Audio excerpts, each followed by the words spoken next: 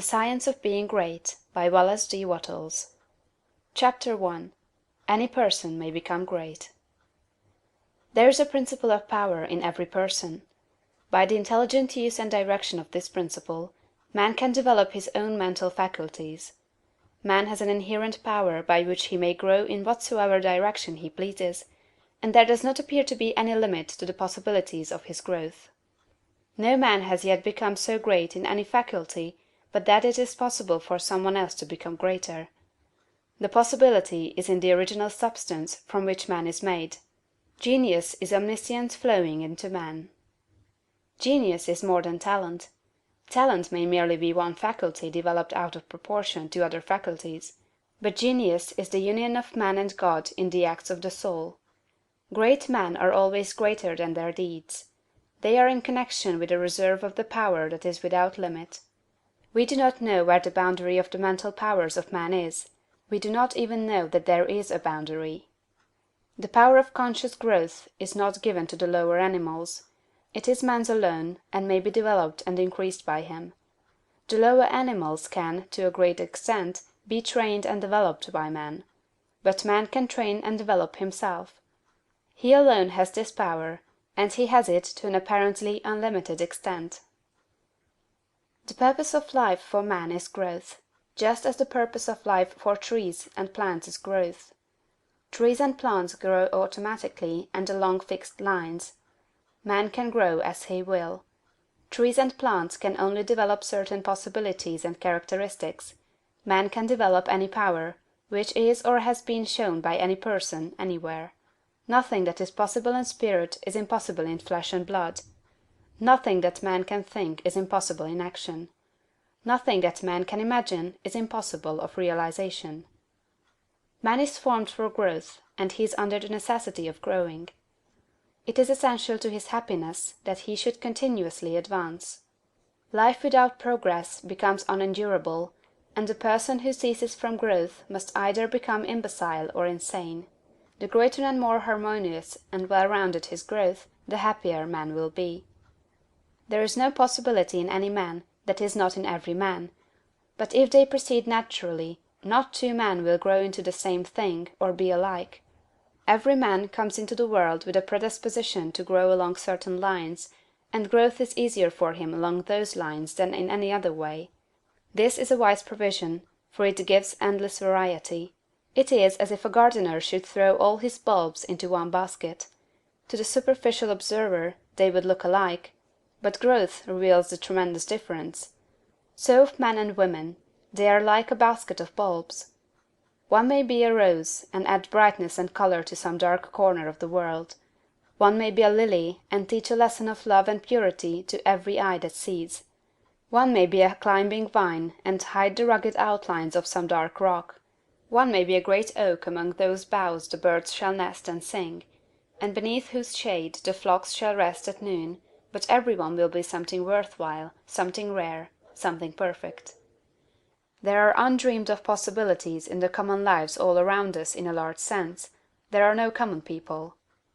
In times of national stress and peril, the cracker-box loafer of the corner store and the village drunkard become heroes and statesmen through the quickening of principle of power within them. There is a genius in every man and woman, waiting to be brought forth. Every village has its great man or woman. Someone to whom all go for advice in time of trouble. Someone who is instinctively recognized as being great in wisdom and insight. To such a one, the minds of the whole community turn in times of local crisis. He is tacitly recognized as being great. He does small things in a great way. He could do great things as well, if he did but undertake them. So can any man. So can you. The principle of power gives us just what we ask of it. If we only undertake little things, it only gives us power for little things. But if we try to do great things in a great way, it gives us all the power there is. But beware of undertaking great things in a small way. Of that we shall speak farther on. There are two mental attitudes a man may take. One makes him like a football. It has resilience and reacts strongly when force is applied to it, but it originates nothing.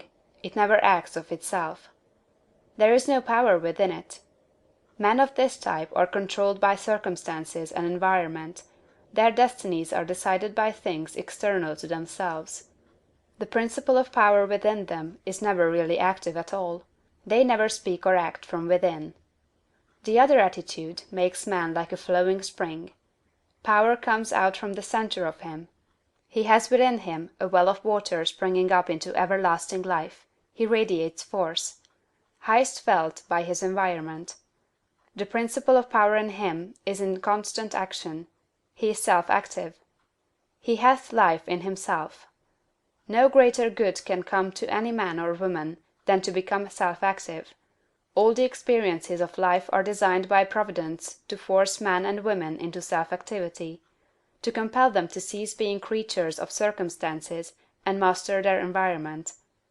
In his lowest stage, man is the child of chance and circumstance and the slave of fear. His acts are all reactions resulting from the impingement upon him of forces in his environment. He acts only as he is acted upon; he originates nothing. But the lowest savage has within him a principle of power sufficient to master all that he fears; and if he learns this and becomes self-active, he becomes as one of the gods. The awakening of the principle of power in man is the real conversion, the passing from death to life. It is when the dead hear the voice of the Son of Man, and come forth and live. It is the resurrection and the life. When it is awakened, man becomes a son of the highest, and all power is given to him in heaven and on earth. Nothing was ever in any man that is not in you.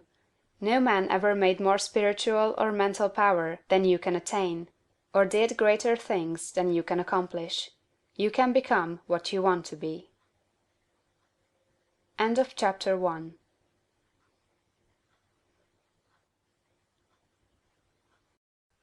Chapter 2. Heredity and Opportunity. You are not barred from attaining greatness by heredity. No matter who or what your ancestors may have been, or how unlearned or lowly their station, the upward way is open for you.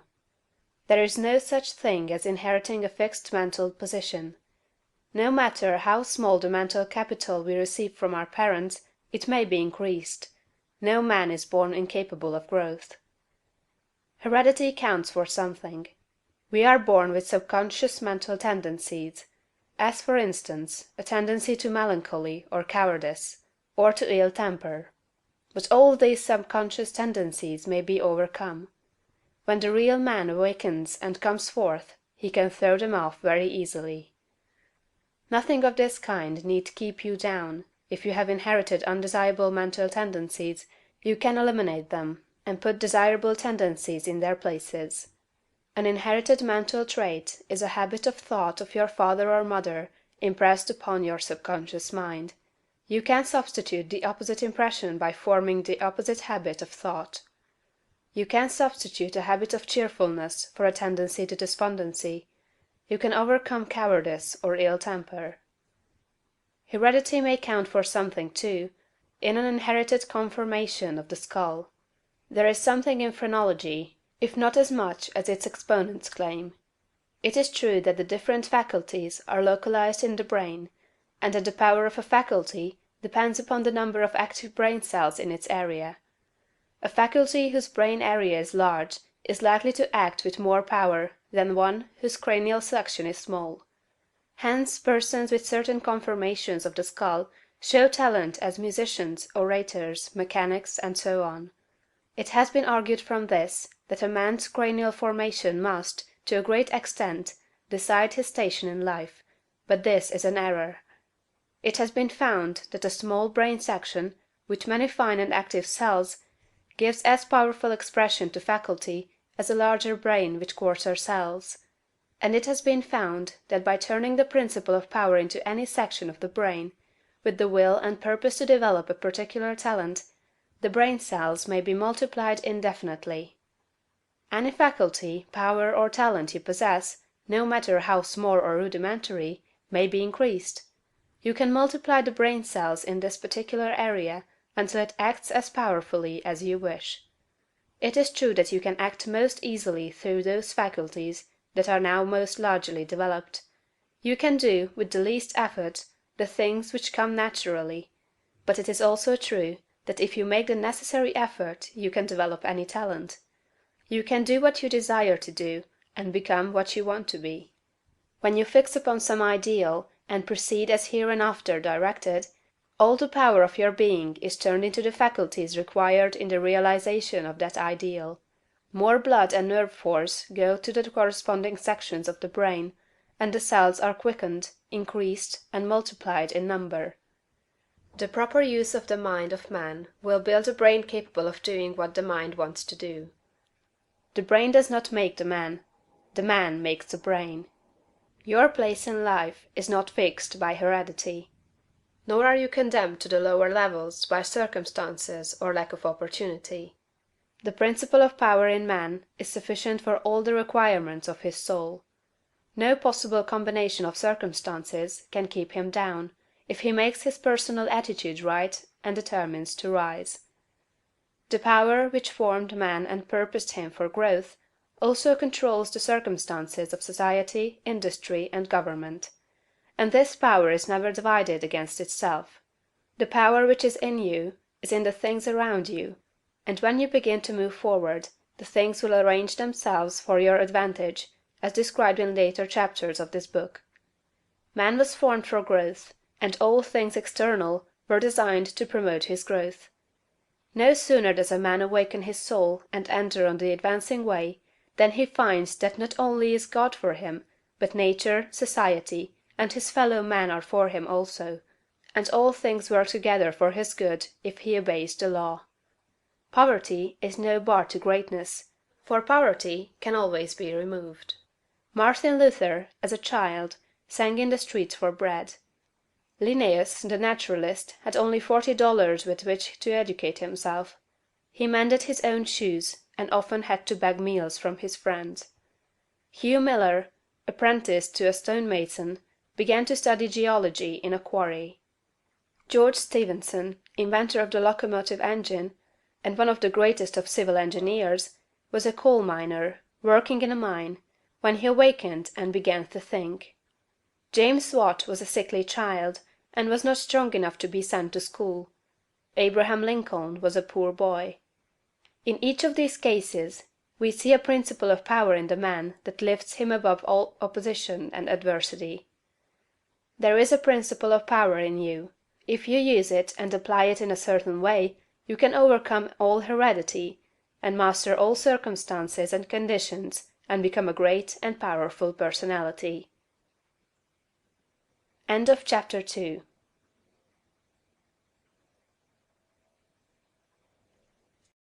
Chapter 3. The source of power. Man's brain, body, mind, faculties, and talents are the mere instruments he uses in demonstrating greatness. In themselves they do not make him great. A man may have a large brain and a good mind, strong faculties and brilliant talents, yet he is not a great man unless he uses all these in a great way. That quality which enables man to use his abilities in a great way makes him great, and to that quality we give the name of wisdom. Wisdom is the essential basis of greatness. Wisdom is the power to perceive the best ends to aim at, and the best means for reaching those ends. It is the power to perceive the right thing to do. The man who is wise enough to know the right thing to do, who is good enough to wish to do only the right thing, and who is able and strong enough to do the right thing, is a truly great man.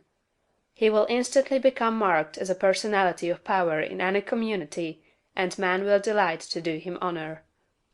Wisdom is dependent upon knowledge.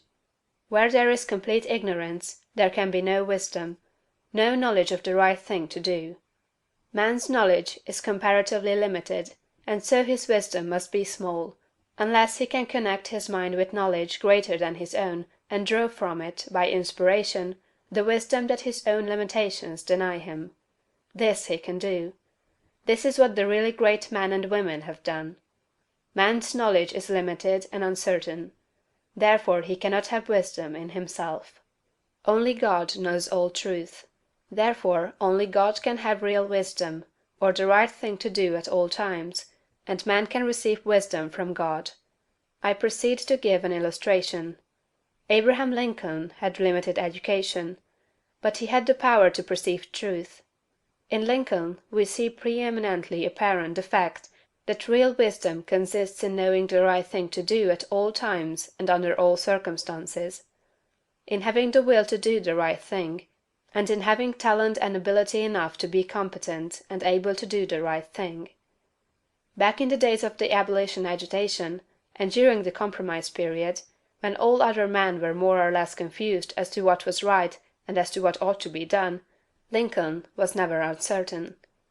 He saw through the superficial arguments of the pro-slavery men.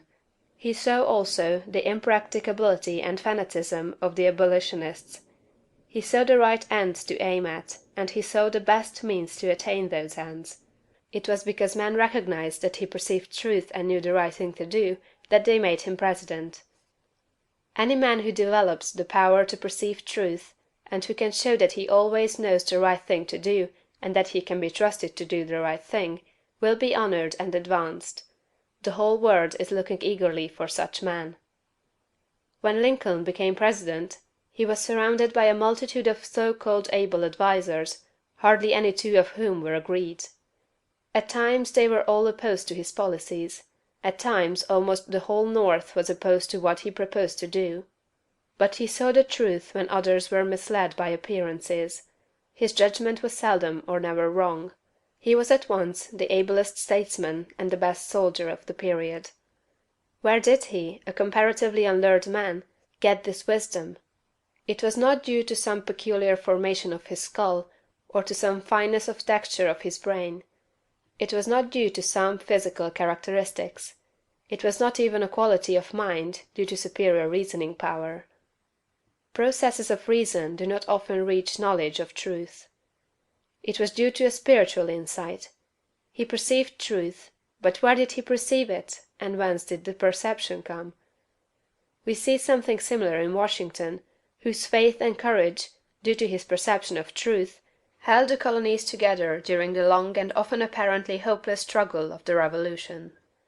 We see something of the same thing in the phenomenal genius of Napoleon, who always knew, in military matters, the best means to adopt. We see that the greatness of Napoleon was in nature rather than in Napoleon, and we discover back of Washington and Lincoln something greater than either Washington or Lincoln. We see the same thing in all great men and women. They perceive truth, but truth cannot be perceived until it exists, and there can be no truth until there is a mind to perceive it. Truth does not exist apart from mind. Washington and Lincoln were in touch and communication with a mind that knew all knowledge and contained all truth. The same is true for all who manifest wisdom. Wisdom is obtained by reading the mind of God. End of chapter 3.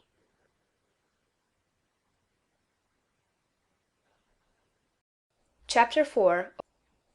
The Mind of God. There is a cosmic intelligence that is in all things and through all things. This is the one real substance. From it all things proceed. It is intelligent substance, or mind stuff. It is God. Where there is no substance there can be no intelligence, for where there is no substance there is nothing. Where there is thought there must be a substance which thinks. Thought cannot be a function, for function is motion, and it is inconceivable that mere motion should think. Thought cannot be vibration, for vibration is motion, and that motion should be intelligent is not thinkable. Motion is nothing but the moving of substance. If there be intelligence shown, it must be in the substance and not in the motion. Thought cannot be the result of motions in the brain. If thought is in the brain, it must be in the brain's substance, and not in the motions which brain substance makes. But thought is not in the brain substance, for brain substance, without life, is quite unintelligent and dead. Thought is in the life principle that animates the brain, in the spirit substance, which is the real man. The brain does not think. The man thinks, and expresses his thought through the brain. There is a spirit substance that thinks. Just as the spirit substance of man permeates his body, and thinks and knows in the body, so the original spirit substance, God, permeates all nature and things and knows in nature. Nature is as intelligent as man, and knows more than man. Nature knows all things. The All Mind has been in touch with all things from the beginning, and it contains all knowledge. Man's experience covers a few things, and these things man knows.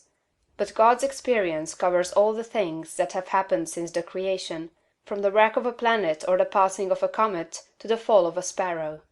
All that is and all that has been are present in the intelligence that is wrapped about us and enfolds us and presses upon us from every side. All the encyclopedias men have written are but trivial affairs compared to the vast knowledge held by the mind in which men live, move, and have their being. The truths men perceive by inspiration are thoughts held in this mind. If they were not thoughts, man could not perceive them, for they would have no existence, and they could not exist as thoughts unless there is a mind for them to exist in, and the mind can be nothing else than a substance which thinks. Man is thinking substance, a portion of the cosmic substance. But man is limited, while the cosmic intelligence from which he sprang, which Jesus calls the Father, is unlimited. All intelligence, power, and force comes from the Father. Jesus recognized this, and stated it very plainly. Over and over again, he ascribed all his wisdom and power to his unity with the Father, and to his perceiving the thoughts of God. My Father and I are one. This was the foundation of his knowledge and power. He showed the people the necessity of becoming spiritually awakened, of hearing his voice and becoming like him. He compared the unthinking man who is the prey and sport of circumstances to the dead man in a tomb, and besought him to hear and come forth. God is spirit, he said. Be born again, become spiritually awake, and you may see his kingdom. Hear my voice, see what I am and what I do, and come forth and live. The words I speak are spirit and life. Accept them, and they will cause a well of water to spring up within you. Then you will have life within yourself. I do what I see the Father do, he said, meaning that he read the thoughts of God. The Father shows all things to the Son. If any man has the will to do the will of God, he shall know truth. My teaching is not my own, but his that sent me. You shall know the truth, and the truth shall make you free. The Spirit shall guide you into all truth. We are immersed in mind, and that mind contains all knowledge and all truth. It is seeking to give us this knowledge, for our Father delights to give good gifts to his children. The prophets and seers and great men and women, past and present, were made great by what they received from God, not by what they were taught by men. This limitless reservoir of wisdom and power is open to you. You can draw upon it as you will, according to your needs. You can make yourself what you desire to be. You can do what you wish to do. You can have what you want.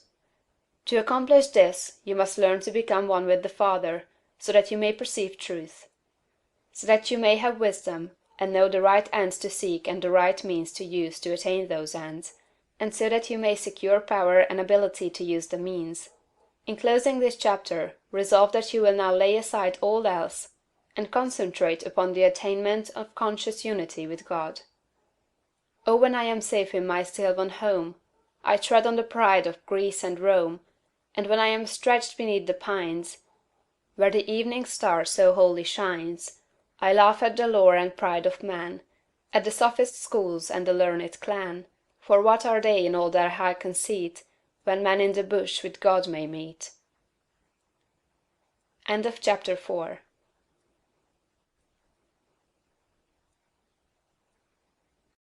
Chapter 5. Preparation. Draw nigh to God, and he will draw nigh to you.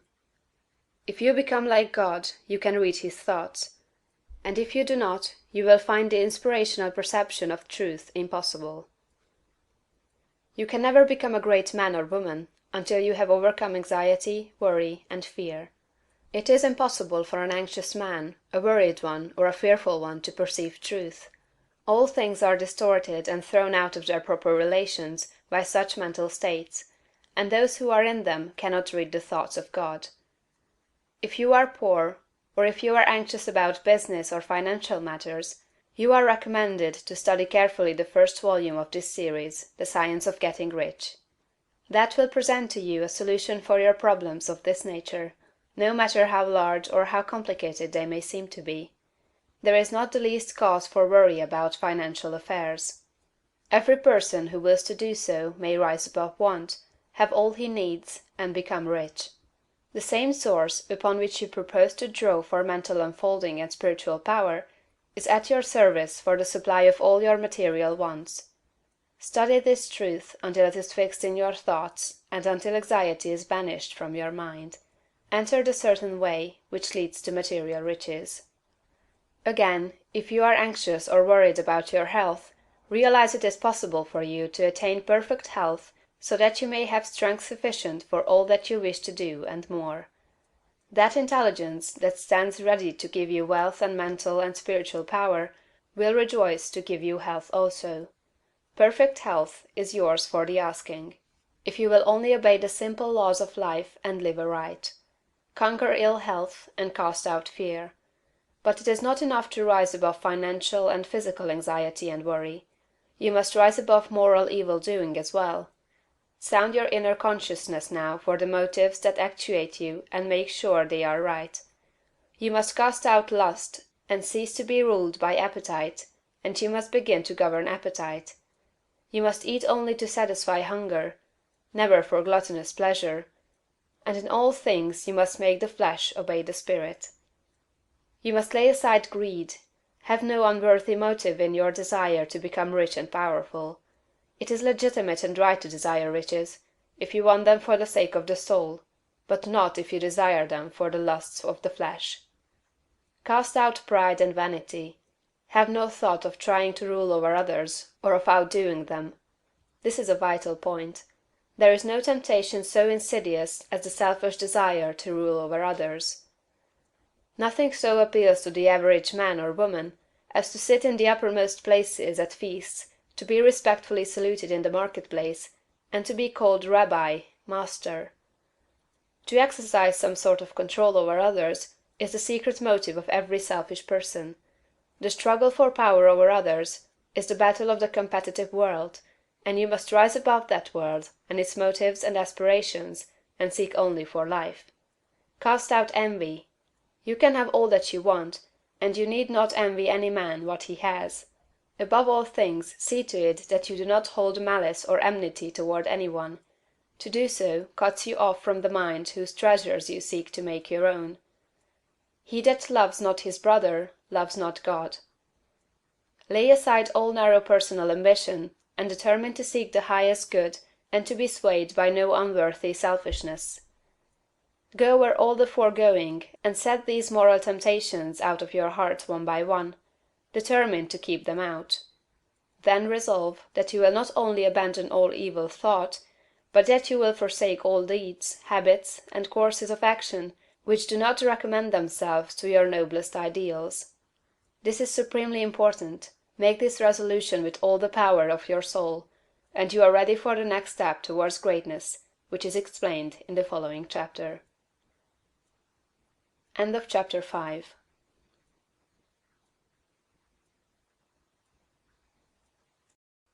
Chapter 6.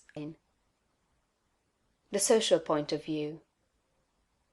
Without faith, it is impossible to please God, and without faith, it is impossible for you to become great. The distinguishing characteristics of all really great men and women is an unwavering faith. We see this in Lincoln during the dark days of the war. We see it in Washington at Valley Forge.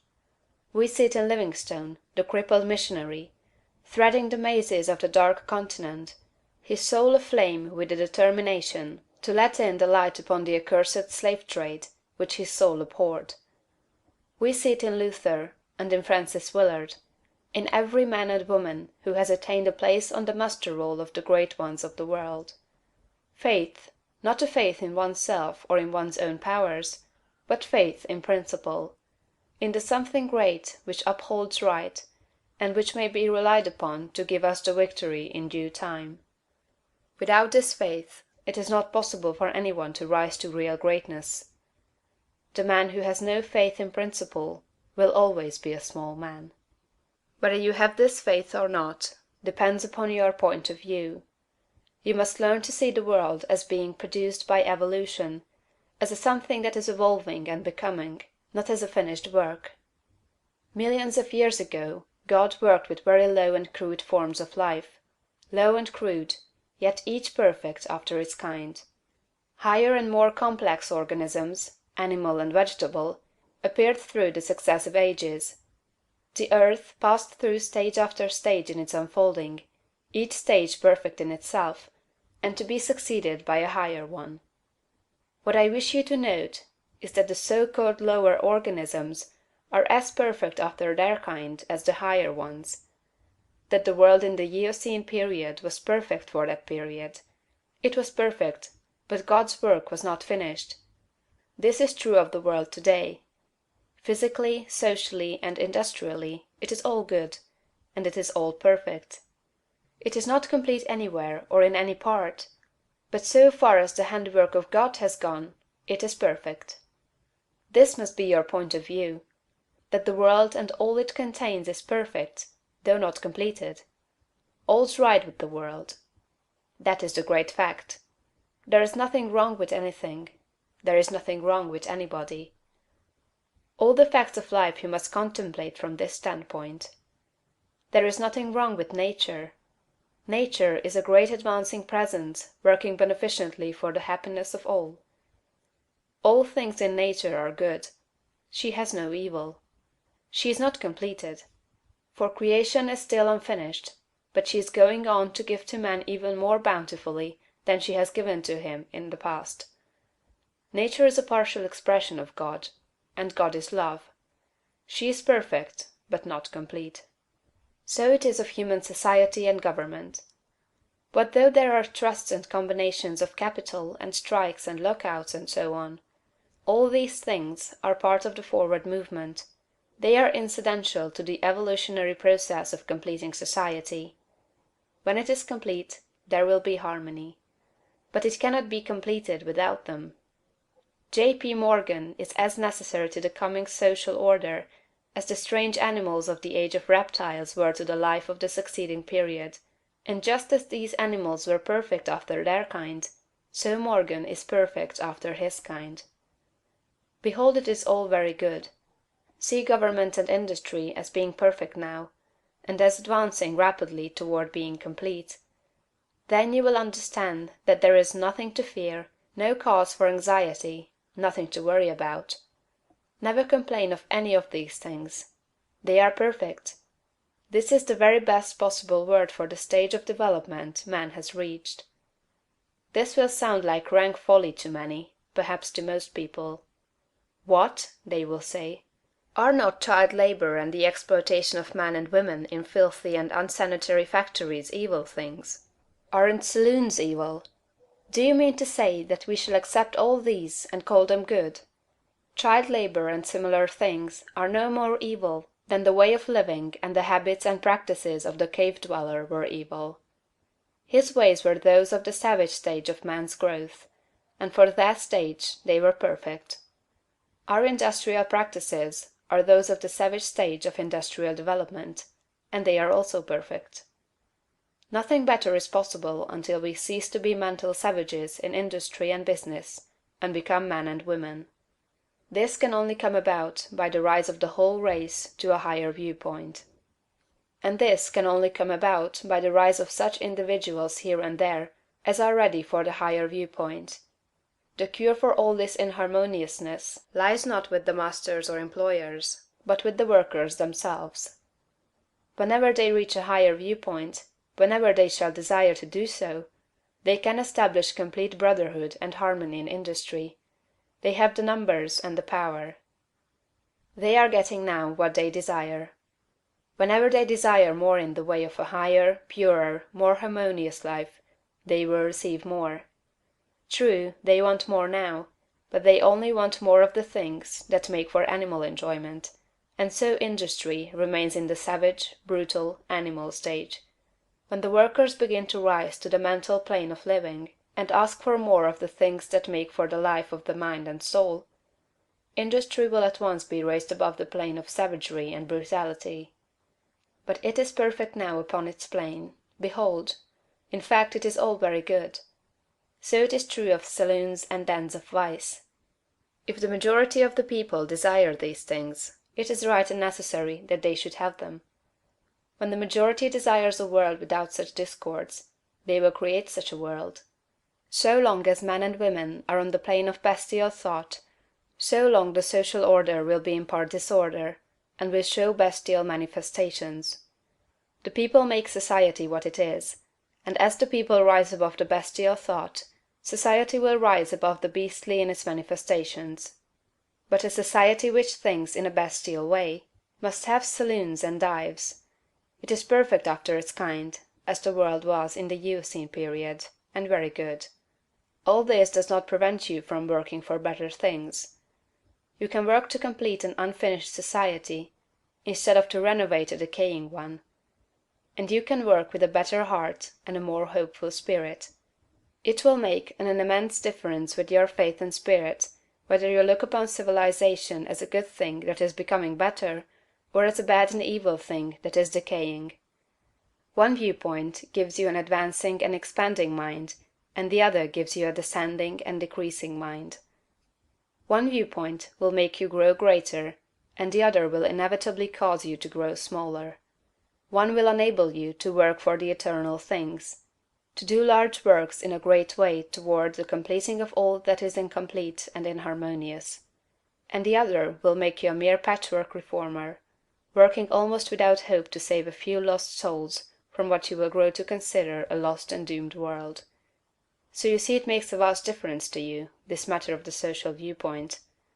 All's right with the world. Nothing can possibly be wrong but my personal attitude, and I will make that right. I will see the facts of nature and all the events, circumstances, and conditions of society, politics, government, and industry from the highest viewpoint. It is all perfect, though incomplete. It is all the handiwork of God. Behold, it is all very good. End of chapter 6.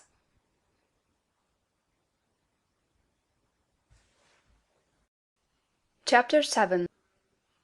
The individual point of view. Important as the matter of your point of view for the facts of social life is, it is of less moment than your viewpoint for your fellow men, for your acquaintances, friends, relatives, your immediate family, and most of all, yourself. You must learn not to look upon the world as a lost and decaying thing, but as a something perfect and glorious, which is going on to a most beautiful completeness. And you must learn to see men and women not as lost and accursed things, but as perfect beings advancing to become complete. There are no bad or evil people. An engine, which is on the rails pulling a heavy train, is perfect after its kind, and it is good. The power of steam, which drives it, is good. Let a broken rail throw the engine into the ditch, and it does not become bad or evil by being so displaced. It is a perfectly good engine, but off the track. The power of steam that drives it into the ditch and wrecks it is not evil, but a perfectly good power. So that which is misplaced, or applied in an incomplete or partial way, is not evil. There are no evil people. There are perfectly good people who are off the track, but they do not need condemnation or punishment, they only need to get upon the rails again. That which is undeveloped or incomplete often appears to us as evil, because of the way we have trained ourselves to think. The root of a bulb that shall produce a white lily is an unsightly thing. One might look upon it with disgust. But how foolish we should be to condemn the bulb for its appearance when we know the lily is within it. The root is perfect after its kind. It is a perfect but incomplete lily. And so we must learn to look upon every man and woman, no matter how unlovely in outward manifestation. They are perfect in their stage of being, and they are becoming complete.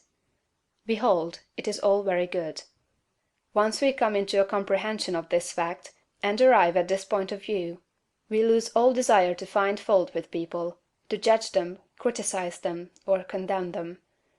We no longer work as those who are saving lost souls, but as those who are among the angels, working out the completion of a glorious heaven.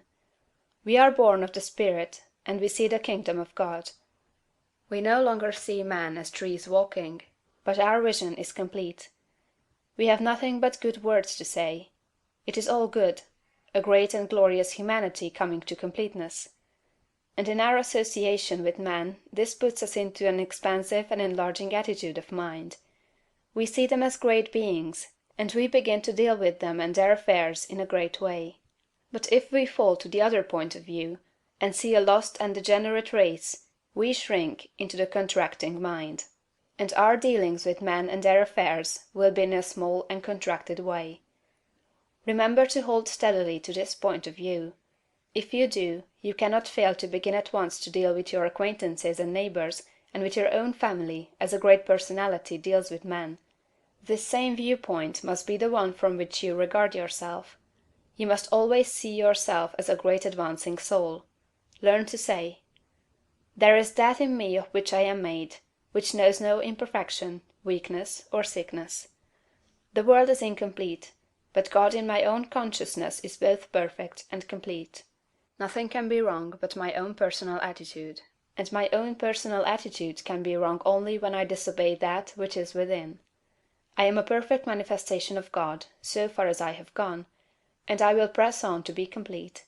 I will trust and not be afraid." When you are able to say this understandingly, you will have lost all fear, and you will be far advanced upon the road to the development of a great and powerful personality.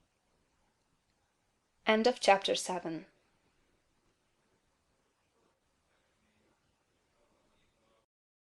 Chapter 8.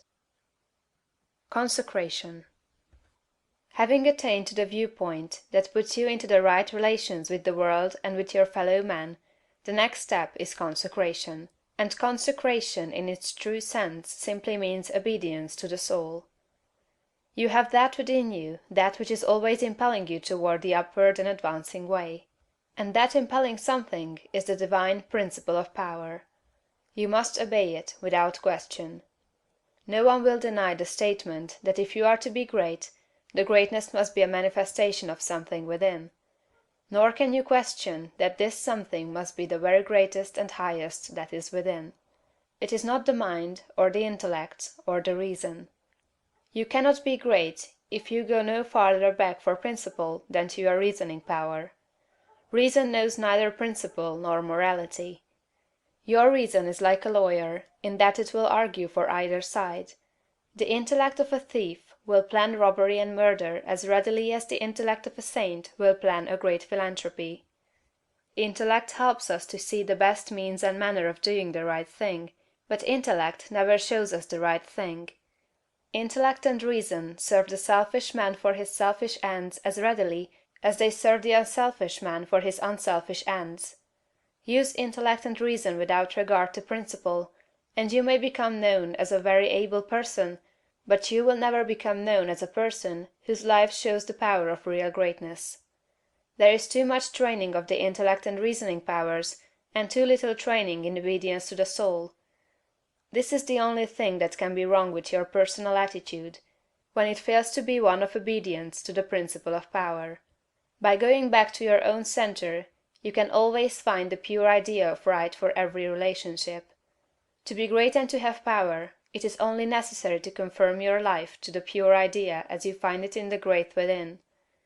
Every compromise on this point is made at the expense of a loss of power. This you must remember.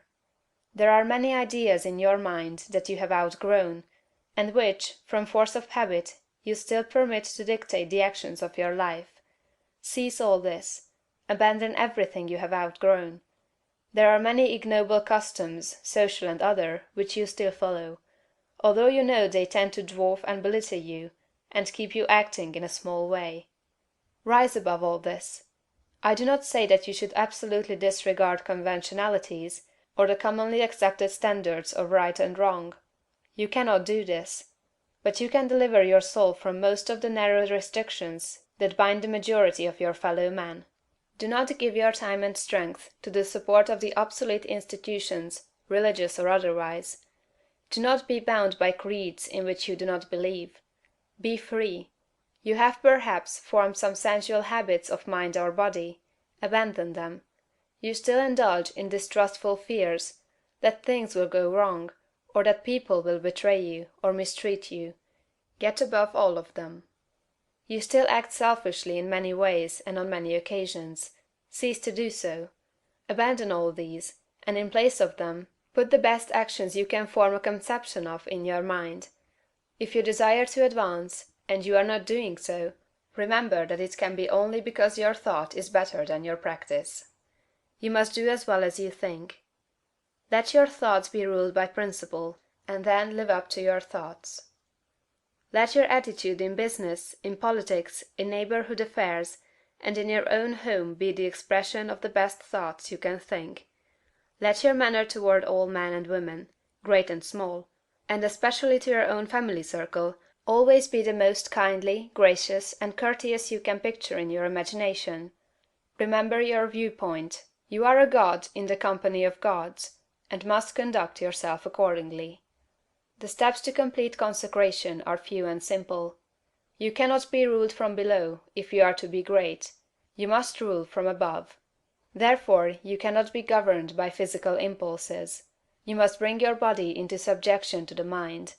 But your mind, without principle, may lead you into selfishness and immoral ways. You must put the mind into subjection to the soul, and your soul is limited by the boundaries of your knowledge. You must put it into subjection to that our soul which needs no searching of the understanding, but before whose eye all things are spread. That constitutes consecration. Say: I surrender my body to be ruled by my mind. I surrender my mind to be governed by my soul. And I surrender my soul to the guidance of God. Make this consecration complete and thorough, and you have taken the second great step in the way of greatness and power. End of Chapter 8.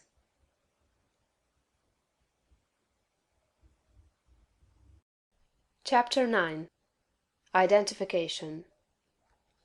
Having recognized God as the advancing presence in nature, society, and your fellow men, and harmonized yourself with all these, and having consecrated yourself to that within you which impels you toward the greatest and the highest, the next step is to become aware of and recognize fully the fact that the principle of power within you is God himself. You must consciously identify yourself with the highest. This is not some false or untrue position to be assumed: it is a fact to be recognized.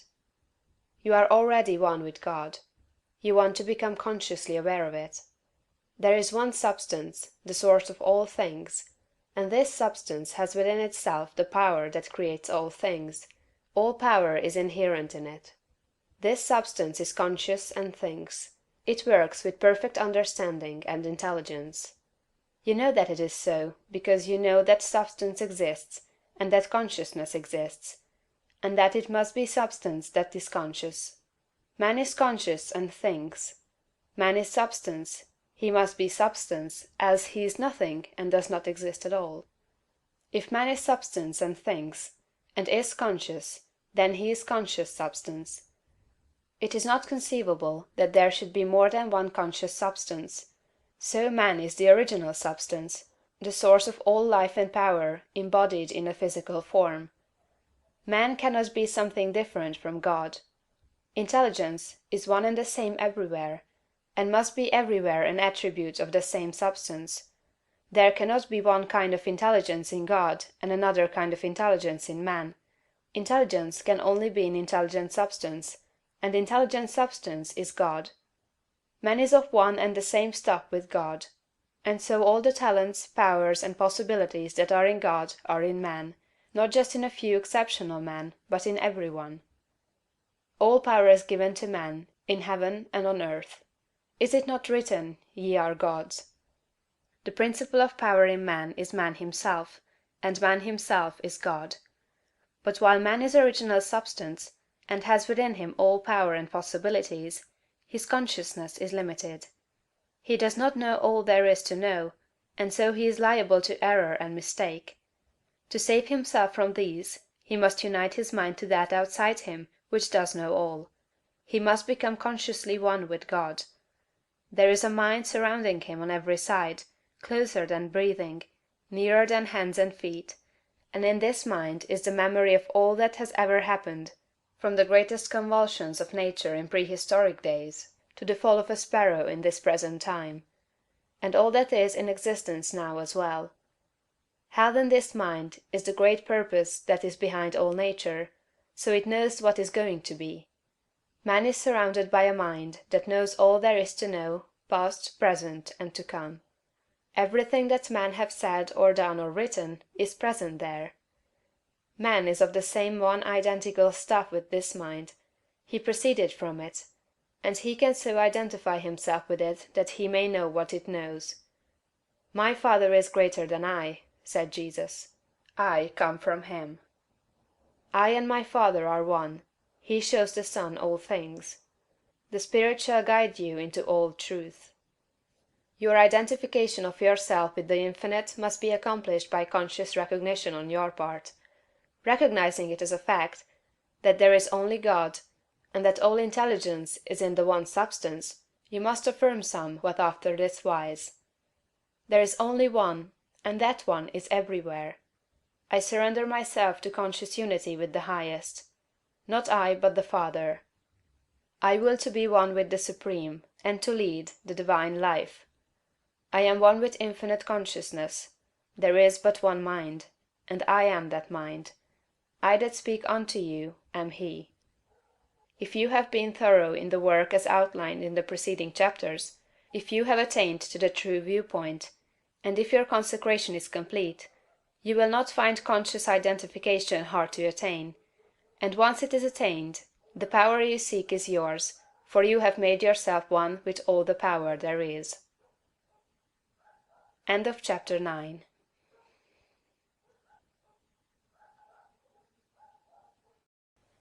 Chapter 10. Idealization. You are a thinking centre in original substance, and the thoughts of original substance have creative power. Whatever is formed in its thought, and held as a thought form, must come into existence as a visible and so-called material form, and a thought form held in thinking substance is a reality. It is a real thing, whether it has yet become visible to mortal eye or not. This is a fact that you should impress upon your understanding, that a thought held in thinking substance is a real thing, a form, and has actual existence, although it is not visible to you. You internally take the form in which you think of yourself, and you surround yourself with the invisible forms of those things with which you associate in your thoughts. If you desire a thing, picture it clearly and hold the picture steadily in mind until it becomes a definite thought form. And if your practices are not such as to separate you from God, the thing you want will come to you in material form. It must do so in obedience to the law by which the universe was created. Make no thought form of yourself in connection with disease or sickness, but form a conception of health. Make a thought form of yourself as strong and hearty and perfectly well. Impress this thought form on creative intelligence, and if your practices are not in violation of the laws by which the physical body is built, your thought form will become manifest in your flesh. This also is certain: it comes by obedience to law. Make a thought form of yourself, as you desire to be, and set your ideal as near to perfection as your imagination is capable of forming the conception. Let me illustrate. If a young law student wishes to become great, let him picture himself, while attending to the viewpoint, consecration, and identification as previously directed, as a great lawyer, pleading his case with matchless eloquence and power before the judge and jury, as having an unlimited command of truth, of knowledge, and of wisdom. Let him picture himself as the great lawyer in every possible situation and contingency. While he is still only the student, in all circumstances let him never forget or fail to be the great lawyer in his thought form of himself. As the thought form grows more definite and habitual in his mind, the creative energies, both within and without, are set at work. He begins to manifest the form from within, and all the essentials without, which go into the picture, begin to be impelled toward him. He makes himself into the image, and God works with him. Nothing can prevent him from becoming what he wishes to be. In the same general way the musical student pictures himself as performing perfect harmonies, and as delighting vast audiences. The actor forms the highest conception he is capable of in regard to his art, and applies this conception to himself. The farmer and the mechanic do exactly the same thing. Fix upon your ideal of what you wish to make of yourself. Consider well, and be sure that you make the right choice. That is, the one that will be the most satisfactory to you in a general way. Do not pay too much attention to the advice and suggestions of those around you. Do not believe that any one can know, better than yourself, what is right for you. Listen to what others have to say, but always form your own conclusions. Do not let other people decide what you are to be. Be what you feel that you want to be. Do not be misled by a false notion of obligation or duty. You can owe no possible obligation or duty to others that should prevent you from making the most of yourself. Be true to yourself, and you cannot then be false to any man. When you have fully decided what thing you want to be, form the highest conception of that thing that you are capable of imagining, and make that conception a thought form. Hold that thought form as a fact, as the real truth about yourself, and believe in it. Close your ears to all adverse suggestions. Never mind if people call you a fool or a dreamer. Dream on. Remember that Bonaparte, the half-starved lieutenant, always saw himself as the general of armies and the master of France, and he became in outward realization what he held himself to be in mind. So likewise will you. Attend carefully to all that has been said in the preceding chapters, and act as directed in the following ones, and you will become what you want to be. End of chapter 10.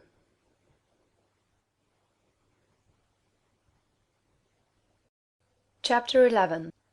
Realization. If you were to stop with the close of the last chapter, however, you would never become great. You would be indeed a mere dreamer of dreams, a castle builder. Too many do stop there. They do not understand the necessity for present action in realizing the vision and bringing the thought form into manifestation. Two things are necessary: firstly, the making of the thought form, and secondly, the actual appropriation to yourself of all that goes into and around the thought form. We have discussed the first, now we will proceed to give directions for the second. When you have made your thought form, you are already, in your interior, what you want to be. Next, you must become externally what you want to be. You are already great within, but you are not yet doing the great things without. You cannot begin, on the instant, to do the great things. You cannot be before the world the great actor or lawyer or musician or personality you know yourself to be. No one will entrust great things to you as yet, for you have not made yourself known. But you can always begin to do small things in a great way. Here lies the whole secret. You can begin to be great today in your own home, in your store or office, on the street, everywhere. You can begin to make yourself known as great, and you can do this by doing everything you do in a great way.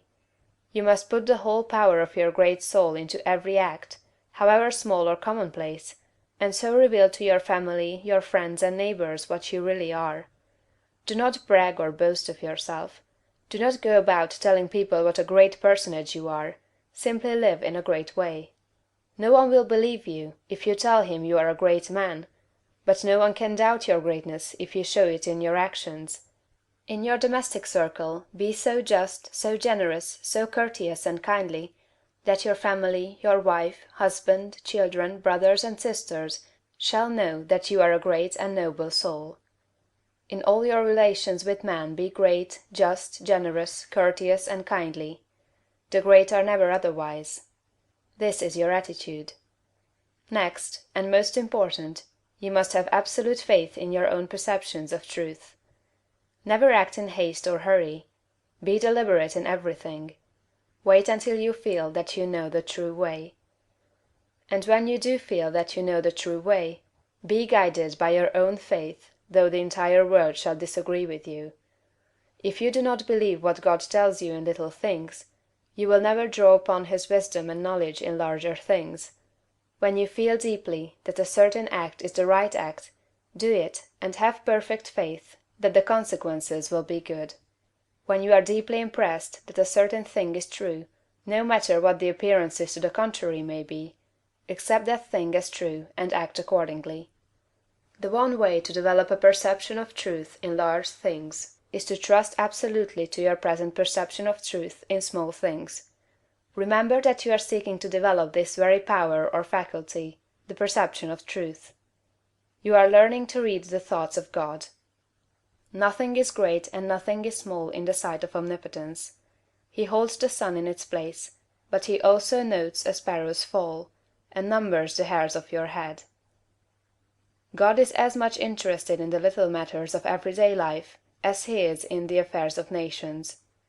You can perceive truth about family and neighborhood affairs, as well as about matters of statecraft.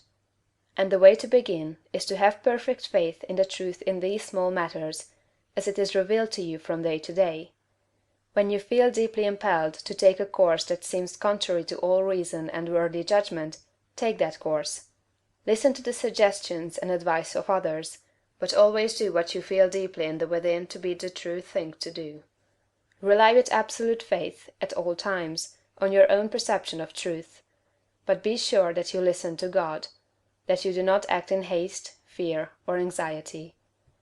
Rely upon your perception of truth in all the facts and circumstances of life.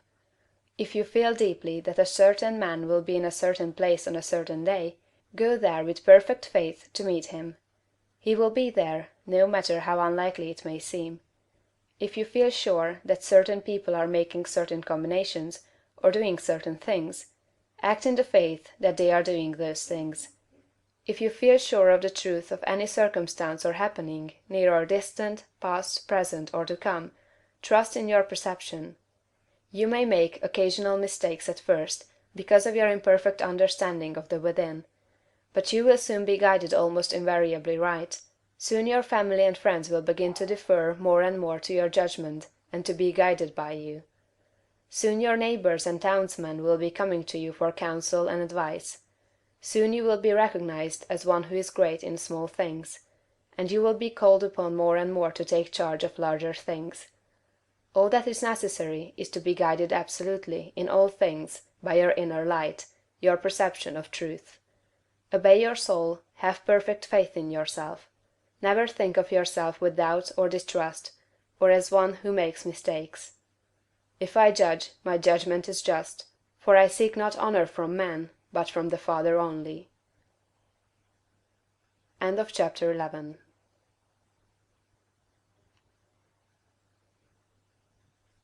Chapter 12. Hurry and Habit. No doubt you have many problems, domestic, social, physical, and financial, which seem to you to be pressing for instant solution. You have debts that must be paid, or other obligations that must be met. You are unhappily or inharmoniously placed, and feel that something must be done at once. Do not get into a hurry and act from superficial impulses. You can trust God for the solution of all your personal riddles. There is no hurry. There is only God, and all is well with the world. There is an invincible power in you, and the same power is in the things you want. It is bringing them to you, and bringing you to them. This is a thought that you must grasp, and hold continuously that the same intelligence that is in you is in the things you desire. They are impelled toward you as strongly and decidedly as your desire impels you toward them. The tendency, therefore, of a steadily held thought must be to bring the things you desire to you, and to group them around you. So long as you hold your thought and your faith right, all must go well. Nothing can be wrong but your own personal attitude, and that will not be wrong if you trust and are not afraid. Hurry is a manifestation of fear. He who fears not has plenty of time. If you act with perfect faith in your own perceptions of truth, you will never be too late or too early, and nothing will go wrong. If things appear to be going wrong, do not get disturbed in mind, it is only an appearance.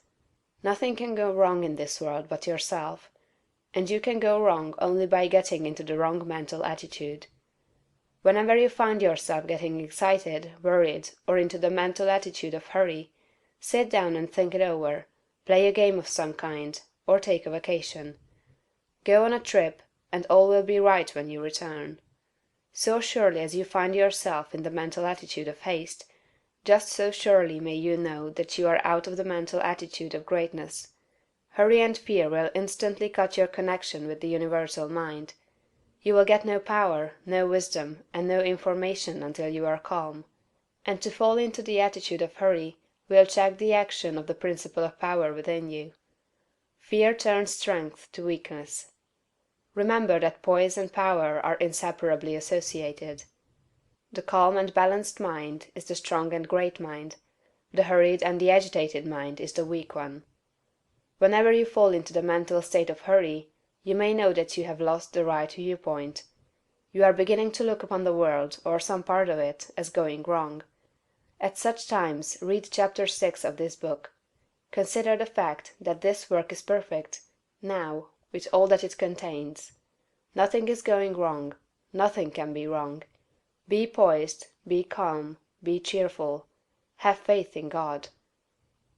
Next, as to habit, it is probable that your greatest difficulty will be to overcome your old habitual ways of thought and to form new habits. The world is ruled by habit. Kings, tyrants, masters, and plutocrats hold their positions solely because the people have come to habitually accept them. Things are as they are only because people have formed the habit of accepting them as they are. When the people change their habitual thought about governmental, social, and industrial institutions, they will change the institutions. Habit rules us all. You have formed, perhaps, the habit of thinking of yourself as a common person, as one of a limited ability, or as being more or less of a failure. Whatever you habitually think yourself to be, that you are. You must form now a greater and better habit. You must form a conception of yourself as a being of limitless power, and habitually think that you are that being. It is the habitual, not the periodical thought that decides your destiny.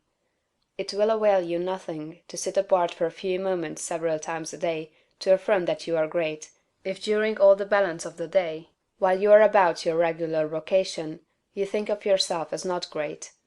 No amount of praying or affirmation will make you great, if you still habitually regard yourself as being small. The use of prayer and affirmation is to change your habit of thought. Any act, mental or physical, often repeated becomes a habit. The purpose of mental exercises is to repeat certain thoughts over and over until the thinking of those thoughts becomes constant and habitual. The thoughts we continually repeat become convictions. What you must do is to repeat the new thought of yourself until it is the only way in which you think of yourself. Habitual thought, and not environment or circumstance, has made you what you are. Every person has some central idea or thought form of himself, and by this idea he classifies and arranges all his facts and external relationships. You are classifying your facts either according to the idea that you are a great and strong personality, or according to the idea that you are limited, common, or weak. If the latter is the case, you must change your central idea. Get a new mental picture of yourself.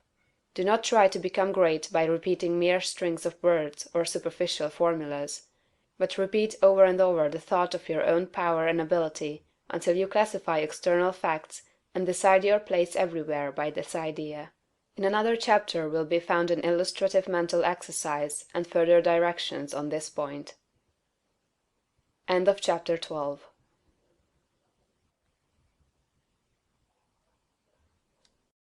Chapter 13. Thought. Greatness is only attained by the constant thinking of great thoughts.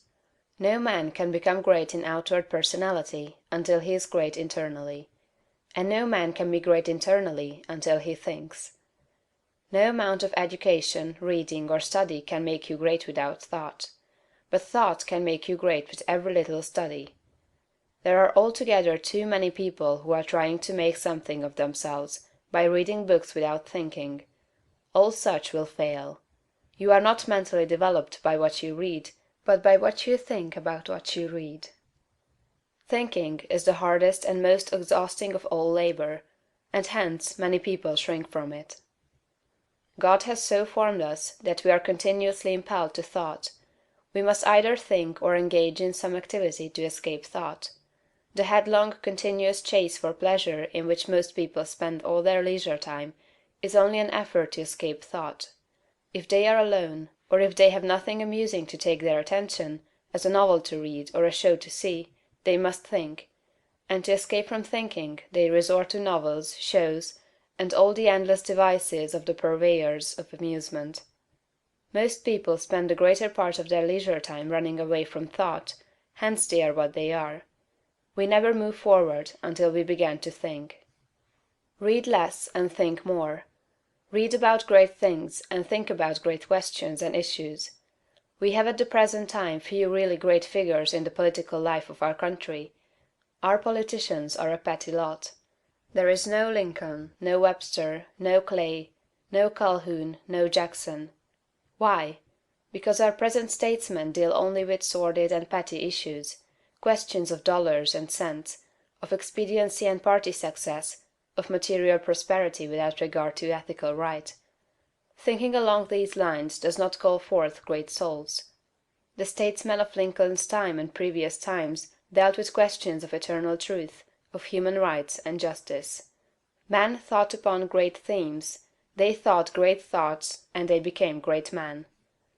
Thinking, not mere knowledge or information, makes personality. Thinking is growth. You cannot think without growing. Every thought engenders another thought. Write one idea, and others will follow until you have written a page. You cannot fathom your own mind. It has neither bottom nor boundaries.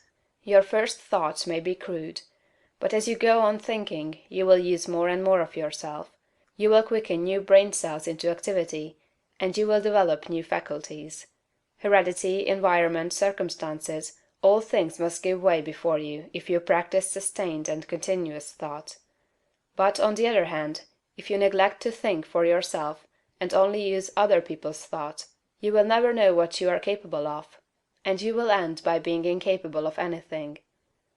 There can be no real greatness without original thought. All that a man does outwardly is the expression and completion of his inward thinking. No action is possible without thought, and no great action is possible until a great thought has preceded it. Action is the second form of thought, and personality is the materialization of thought. Environment is the result of thought. Things group themselves or arrange themselves around you according to your thought. There is, as Emerson says, some central idea or conception of yourself by which all the facts of your life are arranged and classified. Change this central idea, and you change the arrangement or classification of all the facts and circumstances of your life. You are what you are because you think as you do. You are where you are because you think as you do.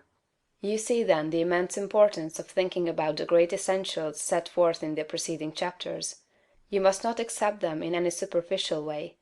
You must think about them until they are a part of your central idea. Go back to the matter of the point of view, and consider, in all its bearings, the tremendous thought that you live in a perfect world among perfect people, and that nothing can possibly be wrong with you but your own personal attitude. Think about all this until you fully realize all that it means to you.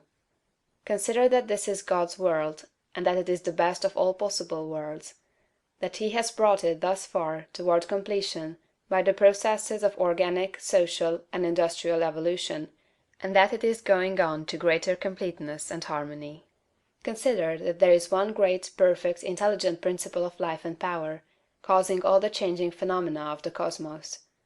Think about all this until you see that it is true, and until you comprehend how you should live and act as a citizen of such a perfect whole. Next, think of the wonderful truth that this great intelligence is in you. It is your own intelligence. It is an inner light impelling you toward the right thing and the best thing, the greatest act and the highest happiness.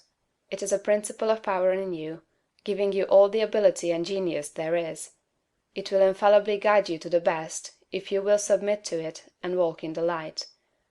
Consider what is meant by your consecration of yourself when you say, "I will obey my soul." This is a sentence of tremendous meaning.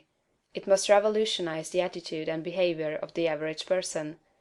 Then think of your identification with this Great Supreme, that all its knowledge is yours, and all its wisdom is yours for the asking. You are a god if you think like a god. If you think like a god, you cannot fail to act like a god. Divine thoughts will surely externalize themselves in a divine life. Thoughts of power will end in a life of power. Great thoughts will manifest in a great personality. Think well of all this, and then you are ready to act. End of chapter 13.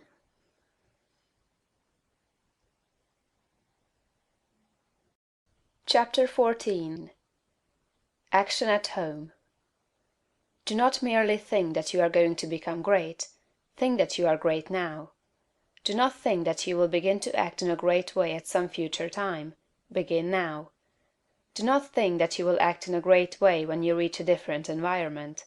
Act in a great way where you are now. Do not think that you will begin to act in a great way when you begin to deal with great things. Begin to deal in a great way with small things. Do not think that you will begin to be great when you get among more intelligent people or among people who understand you better. Begin now to deal in a great way with the people around you. If you are not in an environment where there is scope for your best powers and talents, you can move in due time, but meanwhile you can be great where you are.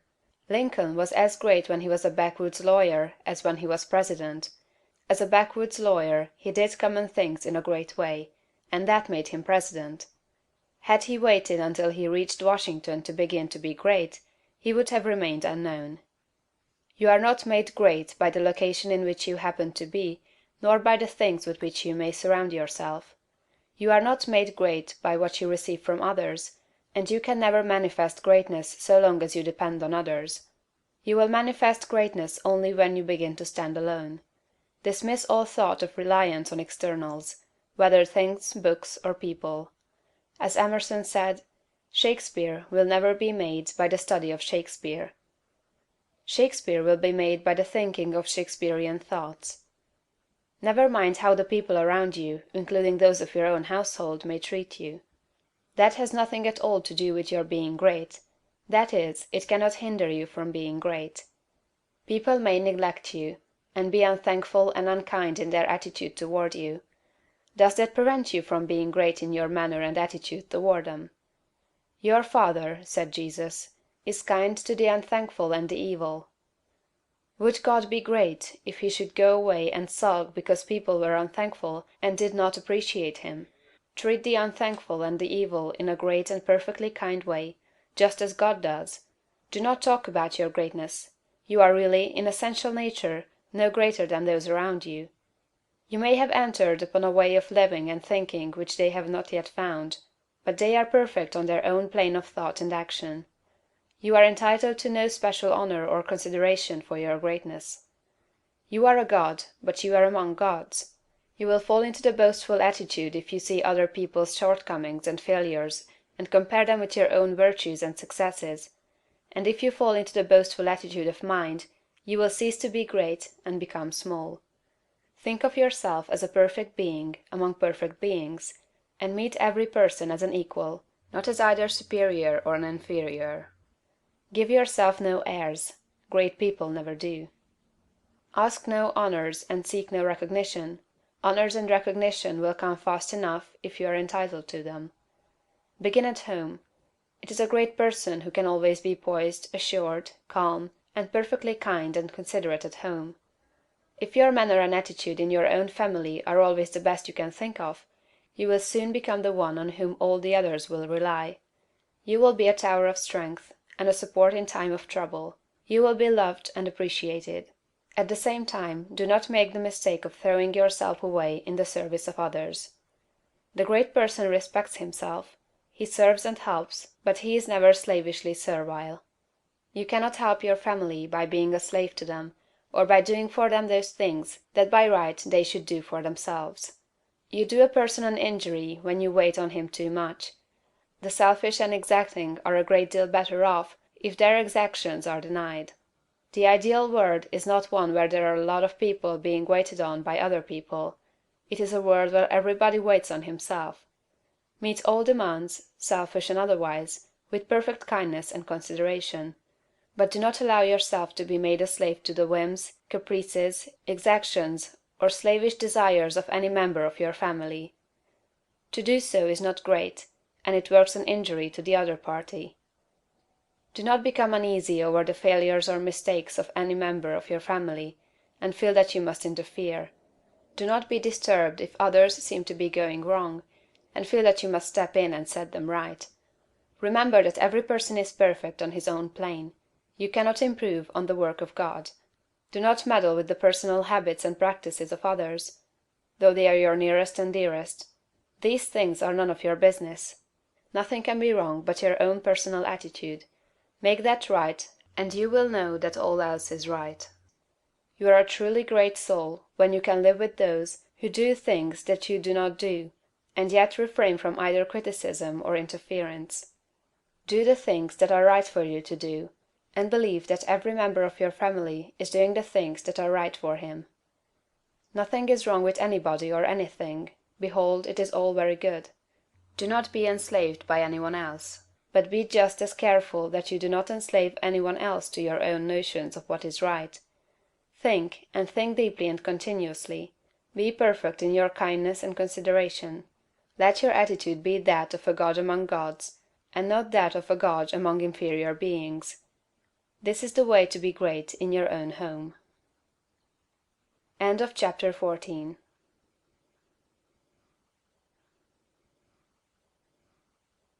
Chapter 15.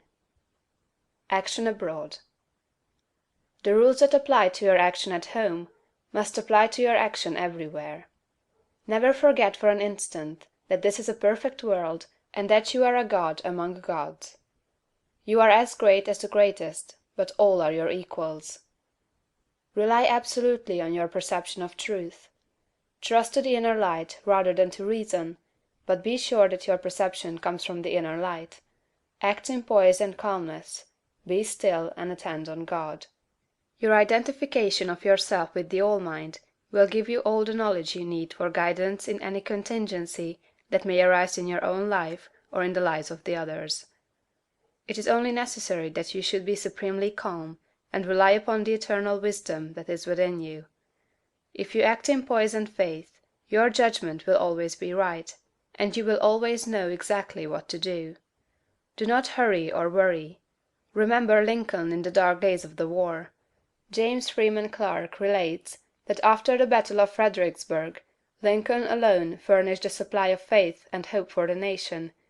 Hundreds of leading men, from all parts of the country, went sadly into his room, and came out cheerful and hopeful.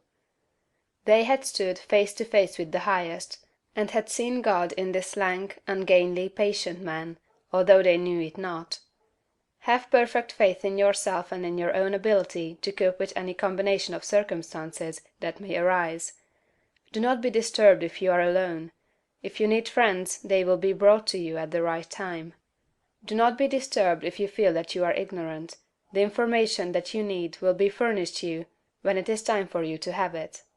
That which is in you impelling you forward is in the things and people you need, impelling them toward you. If there is a particular man you need to know, he will be introduced to you. If there is a particular book you need to read, it will be placed in your hands at the right time. All the knowledge you need is coming to you from both external and internal sources. Your information and your talents will always be equal to the requirements of the occasion. Remember that Jesus told his disciples not to worry as to what they should say when brought before the judges. He knew that the power in them would be sufficient for the needs of the hour. As soon as you awaken and begin to use your faculties in a great way, you will apply power to the development of your brain. New cells will be created, and dormant cells quickened into activity, and your brain will be qualified as a perfect instrument for your mind. Do not try to do great things until you are ready to go about them in a great way. If you undertake to deal with great matters in a small way, that is, from a low viewpoint, or with incomplete consecration and wavering faith and courage, you will fail. Do not be in a hurry to get to the great things. Doing great things will not make you great, but becoming great will certainly lead you to the doing of great things. Begin to be great where you are, and in the things you do every day. Do not be in haste to be found out or recognized as a great personality. Do not be disappointed if men do not nominate you for office within a month after you begin to practice what you read in this book. Great people never seek for recognition or applause. They are not great because they want to be paid for being so. Greatness is reward enough for itself. The joy of being something and of knowing that you are advancing is the greatest of all joys possible to man. If you begin in your own family, as described in the preceding chapter, and then assume the same mental attitude with your neighbors, friends, and those you meet in business, you will soon find that people are beginning to depend on you. Your advice will be sought, and a constantly increasing number of people will look to you for strength and inspiration, and rely upon your judgment. Here, as in the home, you must avoid meddling with other people's affairs. Help all who come to you, but do not go about officiously endeavoring to set other people right. Mind your own business. It is no part of your mission in life to correct people's morals, habits, or practices. Lead a great life, doing all things with a great spirit and in a great way. Give to him that asks of you as freely as you have received, but do not force your help or your opinions upon any man. If your neighbor wishes to smoke or drink, it is his business. It is none of yours until he consults you about it. If you lead a great life and do no preaching, you will save 1,000 times as many souls as one who leads a small life and preaches continuously. If you hold the right viewpoint of the world, others will find it out, and be impressed by it through your daily conversation and practice. Do not try to convert others to your point of view, except by holding it and living accordingly. If your consecration is perfect, you do not need to tell anyone. It will speedily become apparent to all that you are guided by a higher principle than the average man or woman. If your identification with God is complete, you do not need to explain the fact to others. It will become self-evident. To become known as a great personality, you have nothing to do but to live. Do not imagine that you must go charging about the world like Don Quixote, tilting at windmills, and overturning things in general, in order to demonstrate that you are somebody. Do not go hunting for big things to do. Live a great life where you are, and in the daily work you have to do, and greater works will surely find you out. Big things will come to you, asking to be done. Be so impressed with the value of a man that you treat even a beggar or the tramp with the most distinguished consideration. All is God. Every man and woman is perfect. Let your manner be that of a god addressing other gods. Do not save all your consideration for the poor. The millionaire is as good as the tramp. This is a perfectly good world, and there is not a person or thing in it but is exactly right. Be sure that you keep this in mind in dealing with things and men. Form your mental vision of yourself with care. Make the thought form of yourself as you wish to be, and hold this with the faith that it is being realized, and with the purpose to realize it completely. Do every common act as a god should do it. Speak every word as a god should speak it. Meet men and women of both low and high estate as a god meets other divine beings. Begin thus and continue thus, and your unfolding in ability and power will be great and rapid. End of chapter 15.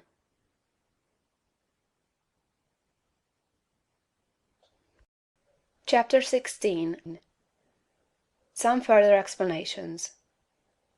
We go back here to the matter of the point of view, for, besides being vitally important, it is the one that is likely to give the student the most trouble. We have been trained, partly by mistaken religious teachers, to look upon the world as being like a wrecked ship, storm-driven upon a rocky coast. Utter destruction is inevitable at the end, and the most that can be done is to rescue, perhaps, a few of the crew. This view teaches us to consider the world as essentially bad and growing worse, and to believe that existing discord and inharmoniousness must continue and intensify until the end. It robs us of hope for society, government, and humanity, and gives us a decreasing outlook and contracting mind. This is all wrong. The world is not wrecked. It is like a magnificent steamer with the engines in place and the machinery in perfect order. The bunkers are full of coal, and the ship is amply provisioned for the cruise. There is no lack of any good thing. Every provision omniscience could devise has been made for the safety, comfort, and happiness of the crew. The steamer is out on the high seas, tacking hither and thither, because no one has yet learned the right course to steer. We are learning to steer, and in due time will come grandly into the harbor of perfect harmony. The world is good, and growing better. Existing discords and inharmoniousness are but the pitching of the ship incidental to our own imperfect steering. They will all be removed in due time. This view gives us an increasing outlook and an expanding mind. It enables us to think largely of society and of ourselves, and to do things in a great way. Furthermore, we see that nothing can be wrong with such a world or with any part of it, including our own affairs. If it is all moving on toward completion, then it is not going wrong. And as our own personal affairs are a part of the whole, they are not going wrong. You and all that you are concerned with are moving on toward completeness. Nothing can check this forward movement but yourself, and you can only check it by assuming a mental attitude that is at cross purposes with the mind of God. You have nothing to keep right but yourself. If you keep yourself right, nothing can possibly go wrong with you, and you can have nothing to fear. No business or other disaster can come upon you if your personal attitude is right, for you are a part of that which is increasing and advancing, and you must increase and advance with it.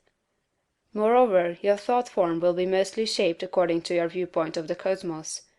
If you see the world as a lost and ruined thing, you will see yourself as a part of it, and as partaking in its sins and weaknesses. If your outlook for the world as a whole is hopeless, your outlook for yourself cannot be hopeful. If you see the world as declining toward its end, you cannot see yourself as advancing. Unless you think well of all the works of God, you cannot really think well of yourself, and unless you think well of yourself, you can never become great. I repeat that your place in life, including your material environment, is determined by the thought form you habitually hold of yourself.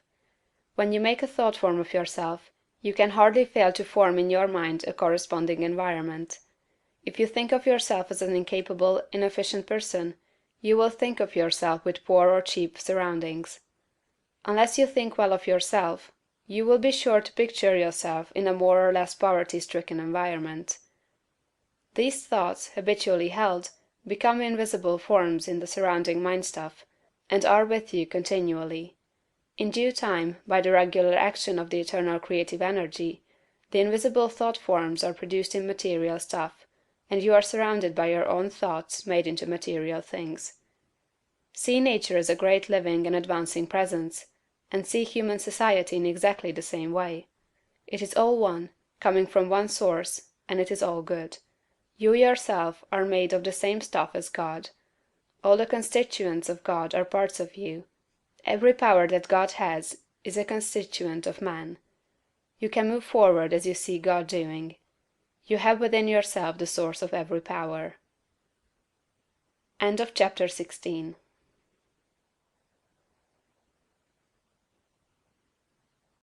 Chapter 17. More about thought.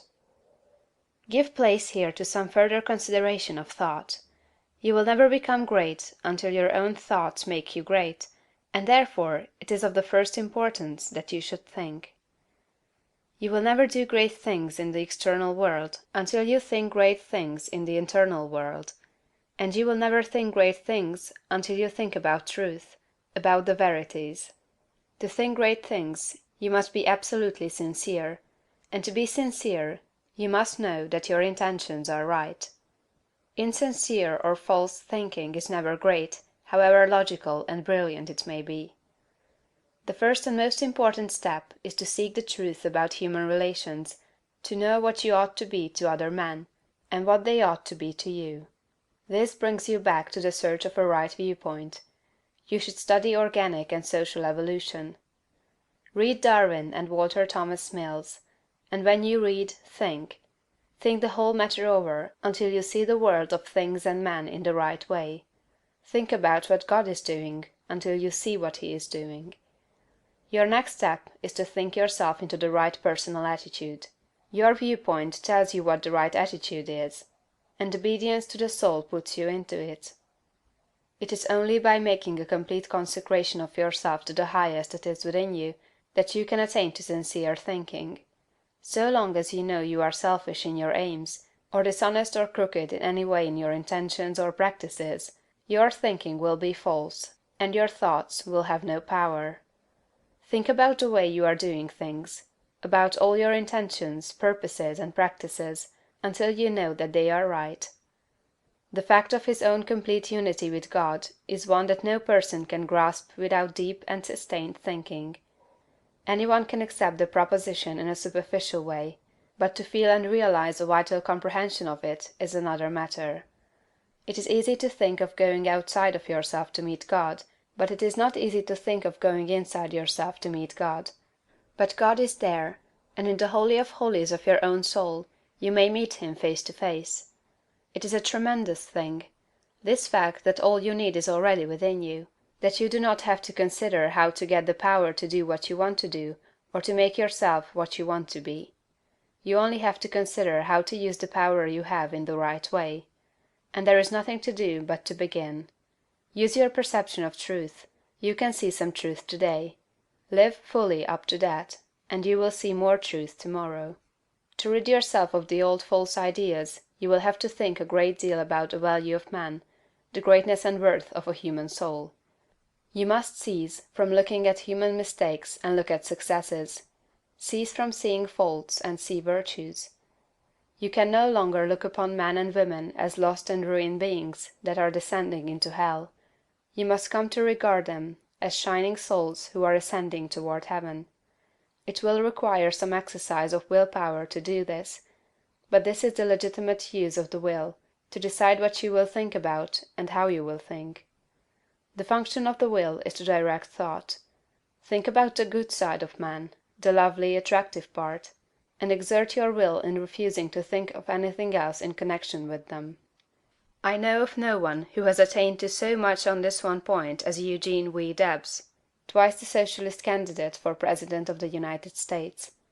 Mr. Debs reverences humanity. No appeal for help is ever made to him in vain.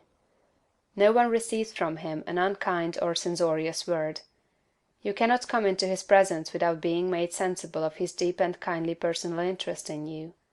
Every person, be he millionaire, grimy working-man, or toil-worn woman, receives the radiant warmth of a brotherly affection that is sincere and true. No ragged child speaks to him on the street without receiving instant and tender recognition. Debs loves man. This has made him the leading figure in a great movement, the beloved hero of a million hearts, and will give him a deathless name. It is a great thing to love man so, and it is only achieved by thought. No thing can make you great but thought. You may divide thinkers into those who think for themselves and those who think through others.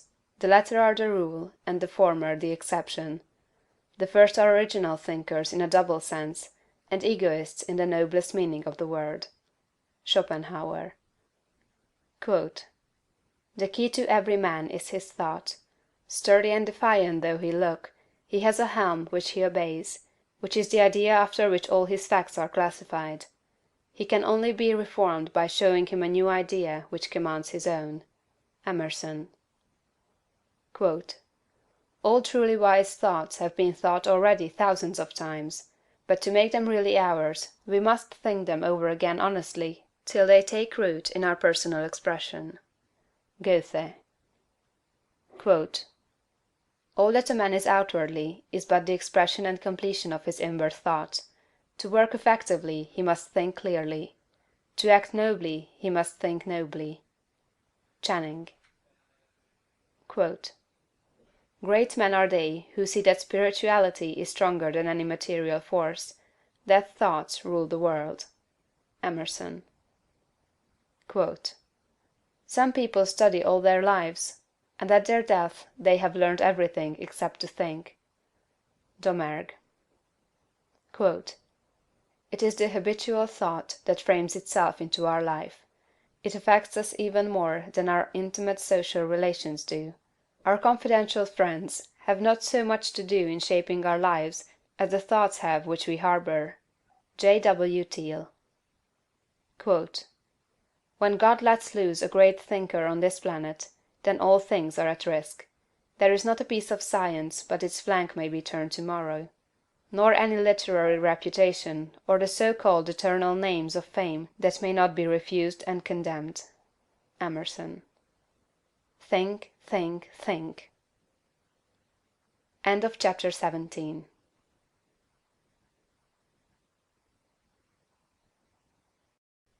Chapter 18. Jesus' Idea of Greatness. In the 23rd chapter of Matthew, Jesus makes a very plain distinction between true and false greatness, and also points out the one great danger to all who wish to become great, the most insidious of temptations, which all must avoid and fight unceasingly who desire to really climb in the world. Speaking to the multitude and to his disciples, he bids them beware of adopting the principle of the Pharisees. He points out that while the Pharisees are just and righteous men, honorable judges, true lawgivers and upright in their dealings with men, they love the uppermost seats at feasts, and greetings in the marketplace, and to be called Master, Master. And in comparison with this principle, he says, "He that will be great among you, let him serve." The average person's idea of a great man, rather than of one who serves, is of one who succeeds in getting himself served. He gets himself in a position to command men, to exercise power over them, making them obey his will. The exercise of dominion over other people, to most persons, is a great thing. Nothing seems to be sweeter to the selfish soul than this. You will always find every selfish and undeveloped person trying to domineer over others, to exercise control over other men. Savage men were no sooner placed upon the earth than they began to enslave one another. For ages the struggle in war, diplomacy, politics, and government has been aimed at the securing of control over other men. Kings and princes have drenched the soil of the earth in blood and tears in the effort to extend their dominions and their power to rule more people. The struggle of the business world today is the same as the one on the battlefields of Europe a century ago, so far as the ruling principle is concerned. Robert O. Ingersoll could not understand why men like Rockefeller and Carnegie seek for more money and make themselves slaves to the business struggle when they already have more than they can possibly use. He thought it a kind of madness and illustrated it as follows. Suppose a man had 50,000 pairs of pants, 75,000 vests, 100,000 coats, and 150,000 neckties. What would you think of him if he arose in the morning before light and worked until it was dark every day, rain or shine, in all kinds of weather, merely to get another necktie? But it is not a good simile. The possession of neckties gives a man no power over other men, while the possession of dollars does. Rockefeller, Carnegie, and other kind are not after dollars but power. It is the principle of the Pharisee. It is the struggle for the high place. It develops able men, cunning men, resourceful men, but not great men. I want you to contrast these two ideas of greatness sharply in your mind. He that will be great among you, let him serve. Let me stand before the average American audience and ask the name of the greatest American, and the majority will think of Abraham Lincoln. And is this not because in Lincoln, above all the other men who has served us in public life, we recognize the spirit of service? Not servility, but service. Lincoln was a great man because he knew how to be a great servant.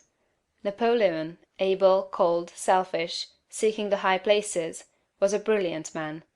Lincoln was great, Napoleon was not. The very moment you begin to advance and are recognized as one who is doing things in a great way, you will find yourself in danger. The temptation to patronize, advise, or take upon yourself the direction of other people's affairs is sometimes almost irresistible.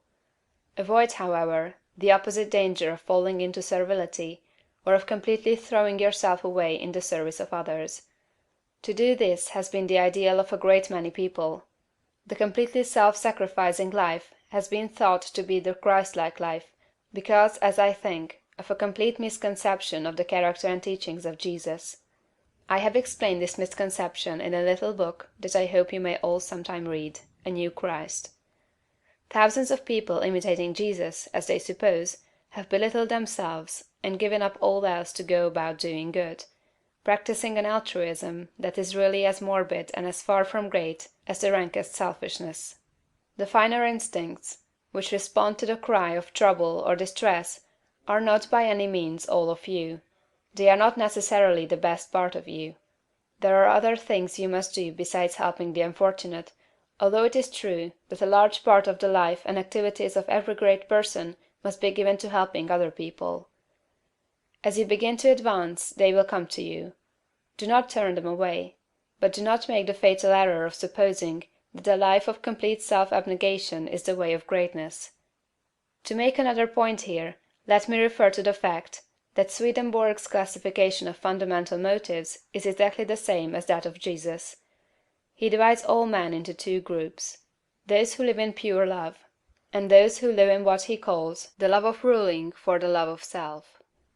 It will be seen that this is exactly the same as the lust for place and power of the Pharisees. Swedenborg saw this selfish love of power as the cause of all sin. It was the only evil desire of the human heart, from which all other evil desires sprang. Over against this he places pure love. He does not say love of God or love of man, but merely love.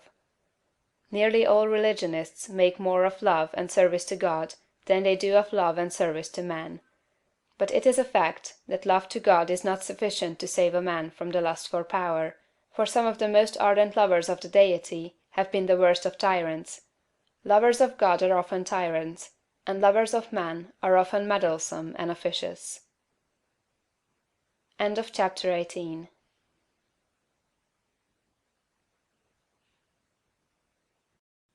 Chapter 19. A view of evolution.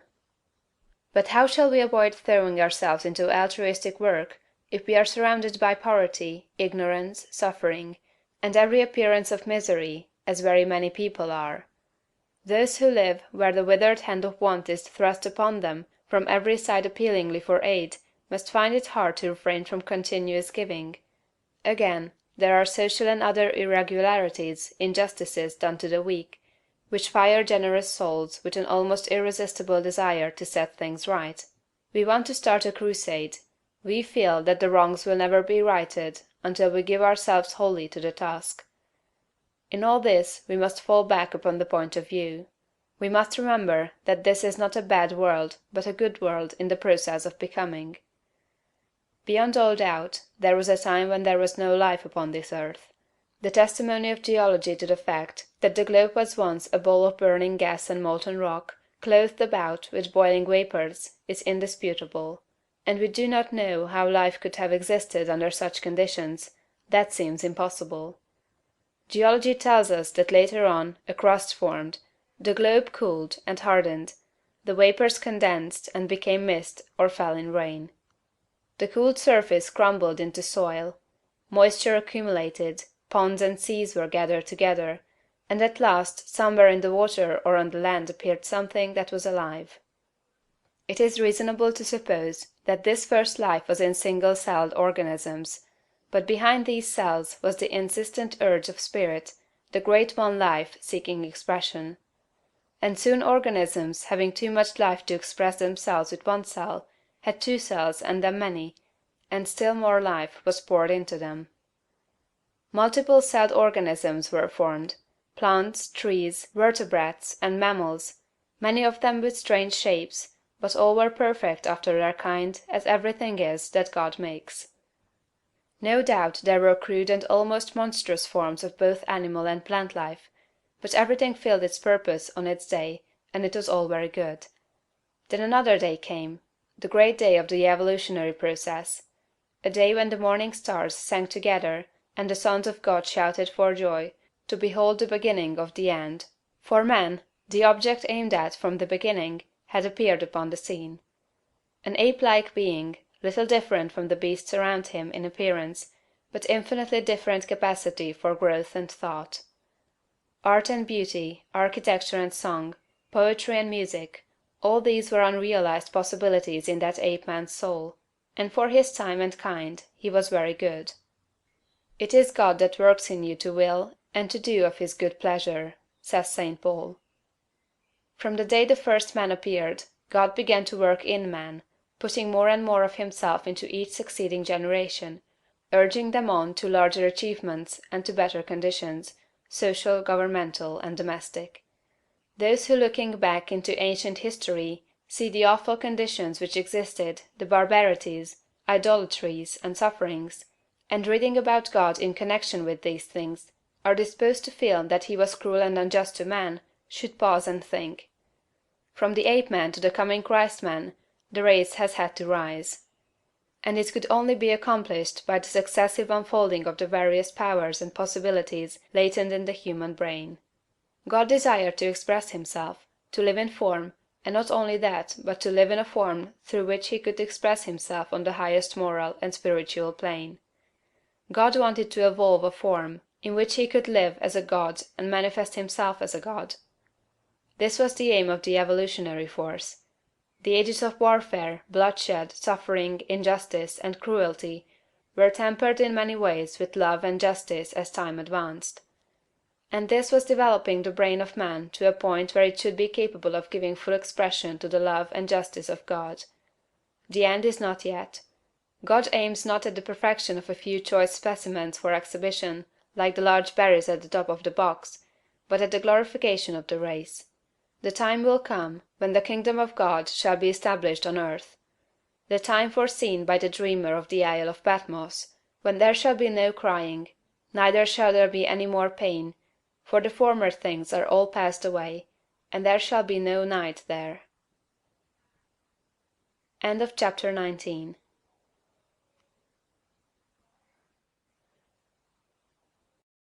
Chapter 20. Serving God.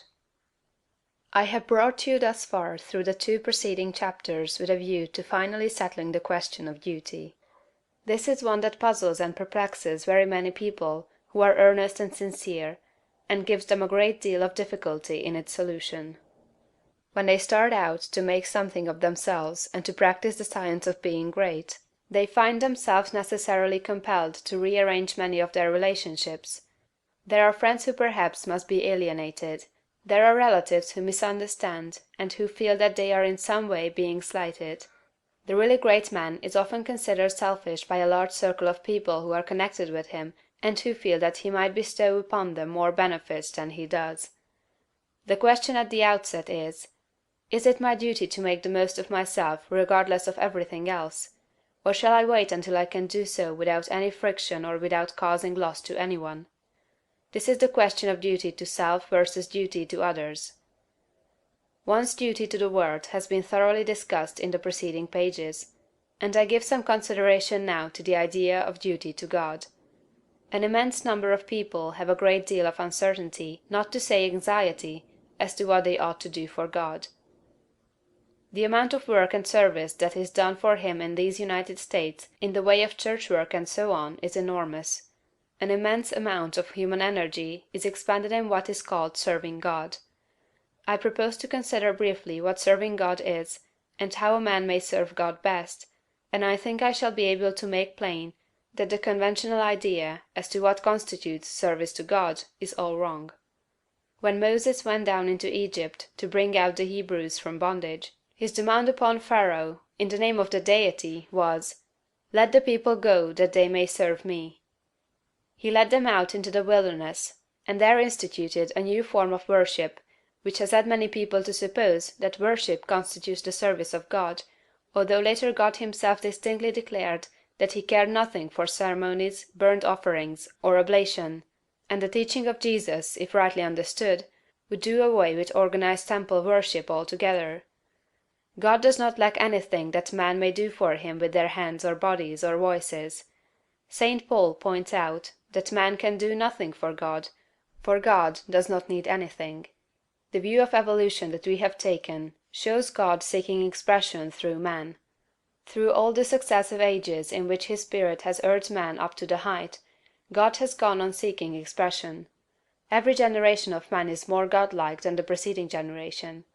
Every generation of man demands more in the way of fine homes, pleasant surroundings, congenial work, rest, travel, and opportunity for study than the preceding generation. I have heard some short-sighted economists argue that the working people of today ought surely to be fully contented because their condition is so much better than that of the working man 200 years ago, who slept in a windowless hut on a floor covered with rushes in company with his pigs. If that man had all that he was able to use for the living of all the life he knew how to live, he was perfectly content, and if he had lack he was not contented. The man of today has a comfortable home and very many things, indeed, that were unknown a short period back in the past, and if he has all that he can use for the living of all the life he can imagine, he will be content. But he is not content. God has lifted the race so far that any common man can picture a better and more desirable life than he is able to live under existing conditions. And so long as this is true, so long as a man can think and clearly picture to himself a more desirable life, he will be discontented with the life he has to live, and rightly so. That discontent is the Spirit of God urging man to do more desirable conditions. It is God who seeks expression in the race. He works in us to will and to do. The only service you can render God is to give expression to what he is trying to give the world, through you. The only service you can render God is to make the very most of yourself in order that God may live in you to the utmost of your possibilities. In a former work of this series, The Science of Getting Rich, I refer to the little boy at the piano, the music in whose soul could not find expression through his untrained hands. This is a good illustration of the way the Spirit of God is over, about, around, and in all of us, seeking to do great things with us, so soon as we will train our hands and feet, our minds, brains, and bodies to do his service. Your first duty to God, to yourself, and to the world is to make yourself as great a personality in every way as you possibly can. And that, it seems to me, disposes of the question of duty. There are one or two other things that might be disposed of in closing this chapter. I have written of opportunity in a preceding chapter.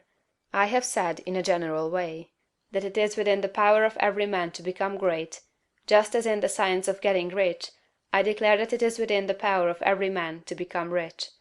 But these sweeping generalizations need qualifying. There are men who have such materialistic minds that they are absolutely incapable of comprehending the philosophy set forth in these books. There is a great mass of men and women who have lived and worked until they are practically incapable of thought along these lines, and they cannot receive the message. Something may be done for them by demonstration, that is, by living the life before them. But that is the only way they can be aroused. The world needs demonstration more than it needs teaching. For this mass of people, our duty is to become as great in personality as possible in order that they may see and desire to do likewise. It is our duty to make ourselves great for their sakes, so that we may help prepare the world, that the next generation shall have better conditions for thought. One other point. I am frequently written to by people who wish to make something of themselves and to move out into the world, but who are hampered by home ties, having others more or less dependent upon them, whom they fear would suffer if left alone.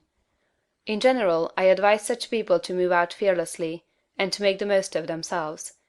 If there is a loss at home, it will be only temporary and apparent, for in a little while, if you follow the leading of Spirit, you will be able to take better care of your dependents than you have ever done before.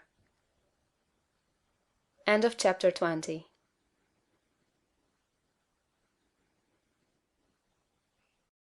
Chapter 21. A mental exercise. The purpose of mental exercises must not be misunderstood. There is no virtue in charms or formulated strings of words. There is no short-cut to development by repeating prayers or incantations. A mental exercise is an exercise, not in repeating words, but in the thinking of certain thoughts. The phrases that we repeatedly hear become convictions, as Goethe says, and the thoughts that we repeatedly think become habitual, and make us what we are.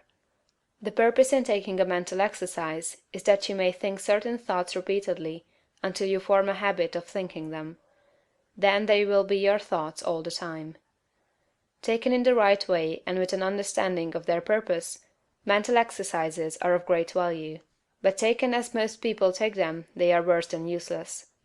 The thoughts embodied in the following exercise are the ones you want to think. You should take the exercise once or twice daily, but you should think the thoughts continuously. That is, do not think them twice a day for a stated time, and then forget them until it is time to take the exercise again. The exercise is to impress you with the material for continuous thought. Take a time when you can have from 20 minutes to half an hour secure from interruption, and proceed first to make yourself physically comfortable. Lie at ease in a Morris chair, or on a couch, or in bed. It is best to lie flat on your back.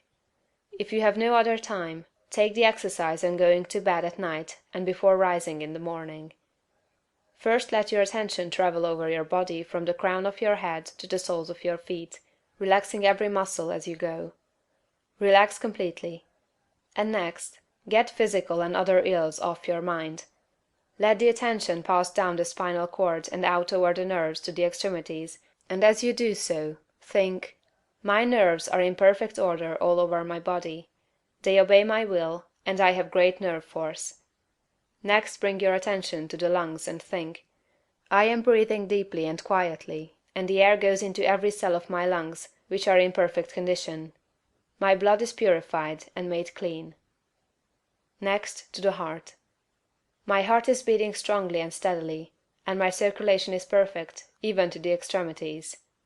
Next, to the digestive system. "My stomach and bowels perform their work perfectly. My food is digested and assimilated, and my body rebuilt and nourished. My liver, kidneys, and bladder each perform their several functions without pain or strain. I am perfectly well. My body is resting, my mind is quiet, and my soul is at peace. I have no anxiety about financial or other matters. God, who is within me, is also in all things I want, impelling them toward me. All that I want is already given to me. I have no anxiety about my health, for I am perfectly well. I have no worry or fear whatever. I rise above all temptation to moral evil. I cast out all greed, selfishness, and narrow personal ambition. I do not hold envy, malice, or enmity toward any living soul. I will follow no course of action which is not in accord with my highest ideals. I am right, and I will do right. Viewpoint. All is right with the world. It is perfect and advancing to completion. I will contemplate the facts of social, political, and industrial life only from this high viewpoint. Behold, it is all very good. I will see all human beings, all my acquaintances, friends, neighbors, and the members of my own household in the same way. They are all good. Nothing is wrong with the universe. Nothing can be wrong but my own personal attitude, and henceforth I keep that right. My whole trust is in God. Consecration. I will obey my soul, and be true to that within me that is highest. I will search within for the pure idea of right in all things, and when I find it, I will express it in my outward life. I will abandon everything I have outgrown for the best I can think.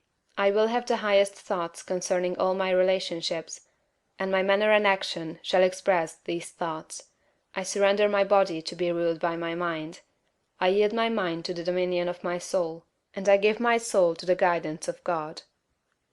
Identification. There is but one substance and source, and of that I am made, and with it I am one. It is my Father. I proceeded forth and came from it. My Father and I are one, and my Father is greater than I, and I do his will. I surrender myself to conscious unity with pure spirit. There is but one, and that one is everywhere. I am one with the eternal consciousness. Idealization. Form a mental picture of yourself as you want to be, and at the greatest height your imagination can picture. Dwell upon this for some little time, holding the thought. This is what I really am. This is a picture of my own perfect and advancing to completion. I will contemplate the facts of social, political, and industrial life only from this high viewpoint. Behold, it is all very good. I will see all human beings, all my acquaintances, friends, neighbors, and the members of my own household in the same way. They are all good. Nothing is wrong with the universe. Nothing can be wrong but my own personal attitude, and henceforth I keep that right. My whole trust is in God. Realization. I appropriate to myself the power to become what I want to be, and to do what I want to do. I exercise creative energy. All the power there is mine. I will arise and go forth with power and perfect confidence. I will do mighty works in the strength of the Lord, my God. I will trust and not fear, for God is with me. End of chapter 21.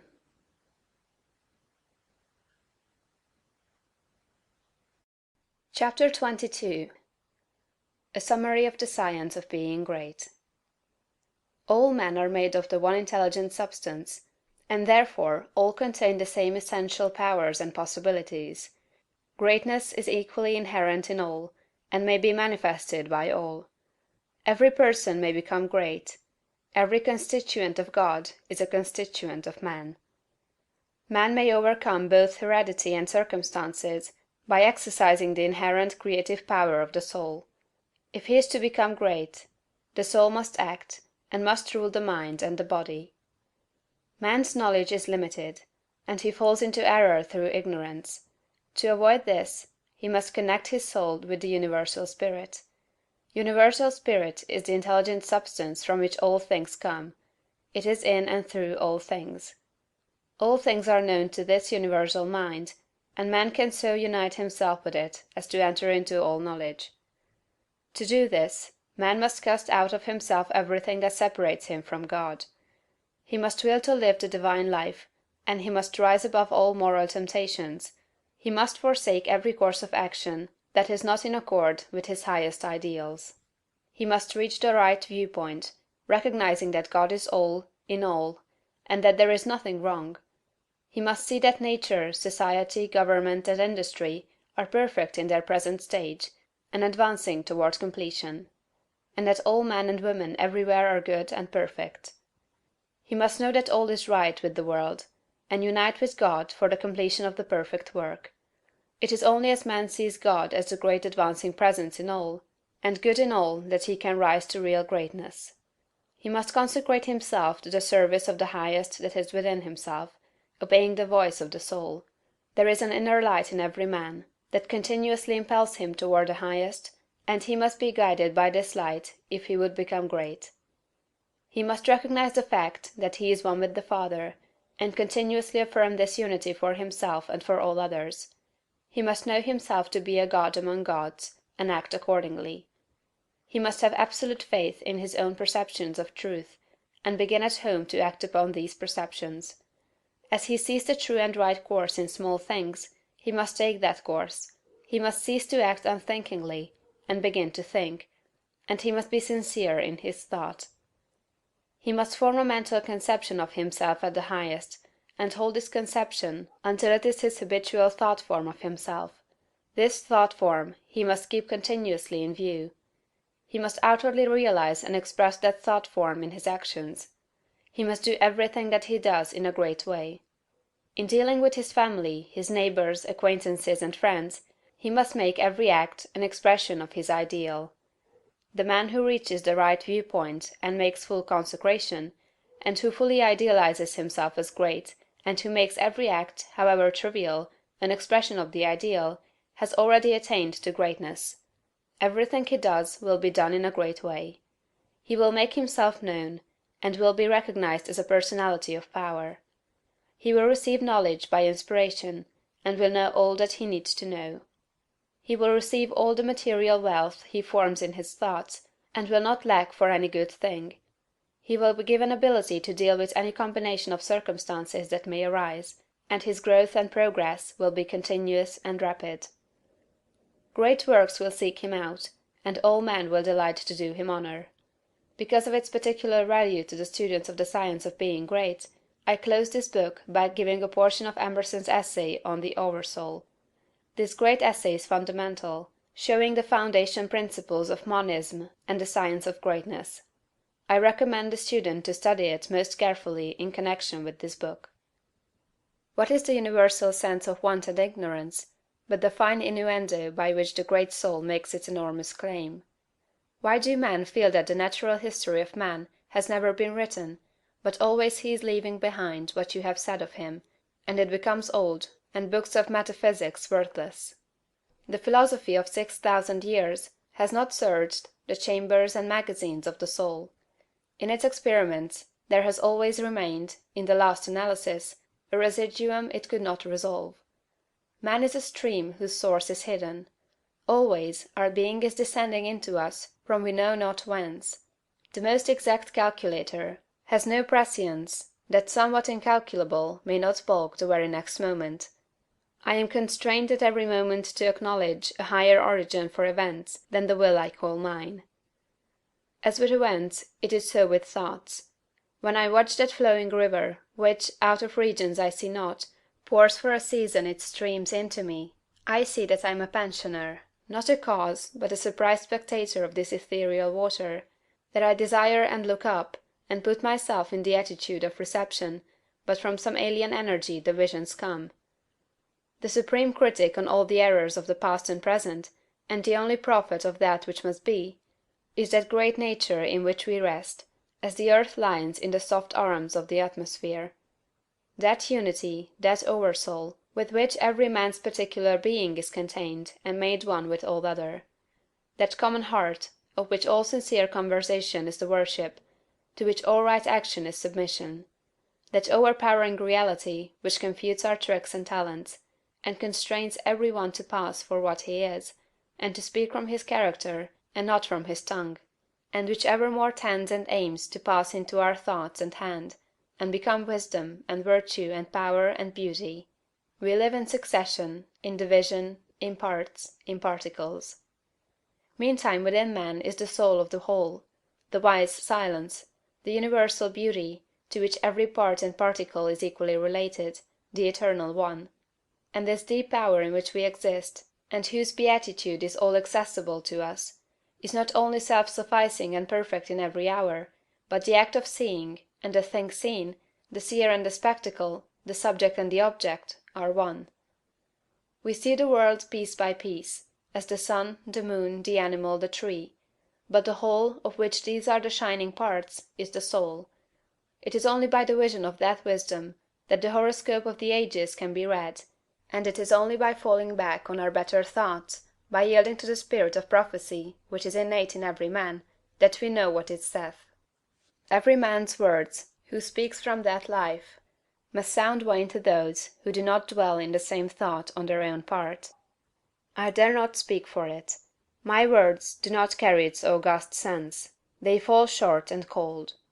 Only itself can aspire whom it will, and behold, their speech shall be lyrical and sweet, and universal as the rising of the wind. Yet I desire, even by profane words, if sacred I may not use, to indicate the heaven of this deity, and to report what hints I have collected of the transcendent simplicity and energy of the highest law. If we consider what happens in conversation, in reveries, in remorse, in times of passion, in surprises, in the instruction of dreams wherein often we see ourselves in masquerade, the droll disguises only magnifying and enhancing a real element, and forcing it on our distinct notice, we shall catch many hints that will broaden and lighten into knowledge of the secret of nature. All goes to show that the soul in man is not an organ, but animates and exercises all the organs; is not a function, like the power of memory, of calculation, of comparison, but uses these as hands and feet; is not a faculty, but a light; is not the intellect or the will, but the master of the intellect and the will; is the vast background of our being in which they lie, an immensity not possessed and that cannot be possessed. From within or from behind, a light shines through us upon things, and makes us aware that we are nothing, but the light is all. A man is the facade of a temple wherein all wisdom and all good abide. What we commonly call man, the eating, drinking, planting, counting man, does not, as we know him, represent himself, but misrepresents himself. Him we do not respect, but the soul whose organ he is, would he let it appear through his action, would make our knees bend. When it breathes through his intellect, it is genius; when it flows through his affection, it is love. After its own law, and not by arithmetic, is the rate of its progress to be computed. The soul's advances are not made by gradation, such as can be represented by motion in a straight line, but rather by ascension of state, such as can be represented by metamorphosis, from the egg to the worm, from the worm to the fly. The growths of genius are of a certain total character, that does not advance the elect individual first over John, then Adam, then Richard, and give to each the pain of discovered inferiority, but by every throe of growth the man expands there where he works, passing, at each pulsation, classes, populations of men. With each divine impulse, the mind rends the thin rinds of the visible and finite, and comes out into eternity, and inspires and expires its air. This is the law of moral and of mental gain. The simple rise, as by specific levity, not into a particular virtue, but into the region of all the virtues. They are in the spirit that contains them all. The soul is superior to all the particulars of merit. The soul requires purity, but purity is not it; requires justice, but justice is not that; requires beneficence, but is somewhat better; so that there is a kind of dissent and accommodation felt when we leave speaking of moral nature, to urge a virtue which it enjoins. For, to the soul in her pure action, all the virtues are natural, and not painfully acquired. Speak to his heart, and the man becomes suddenly virtuous. Within the same sentiment is the germ of intellectual growth, which obeys the same law. Those who are capable of humility, of justice, of love, of aspiration, are already on a platform that commands the sciences and arts, speech and poetry, action and grace. For whoso dwells in this moral beatitude does already anticipate those special powers which men prize so highly. Just as love does justice to all the gifts of the object beloved. The lover has no talent, no skill, which passes for quite nothing with his enamored maiden, however little she may possess of related faculty; and the heart that abandons itself to the Supreme Mind finds itself related to all its works, and will travel a royal road to particular knowledge and powers. For, in ascending to this primary and aboriginal sentiment, we have come from our remote station on the circumference instantaneously to the centre of the world, where, as in the closet of God, we see causes, and anticipate the universe, which is but a slow effect. End of Chapter 22, and end of The Science of Being Great, by Wallace D. Wattles. Recorded by Diana Majlinger,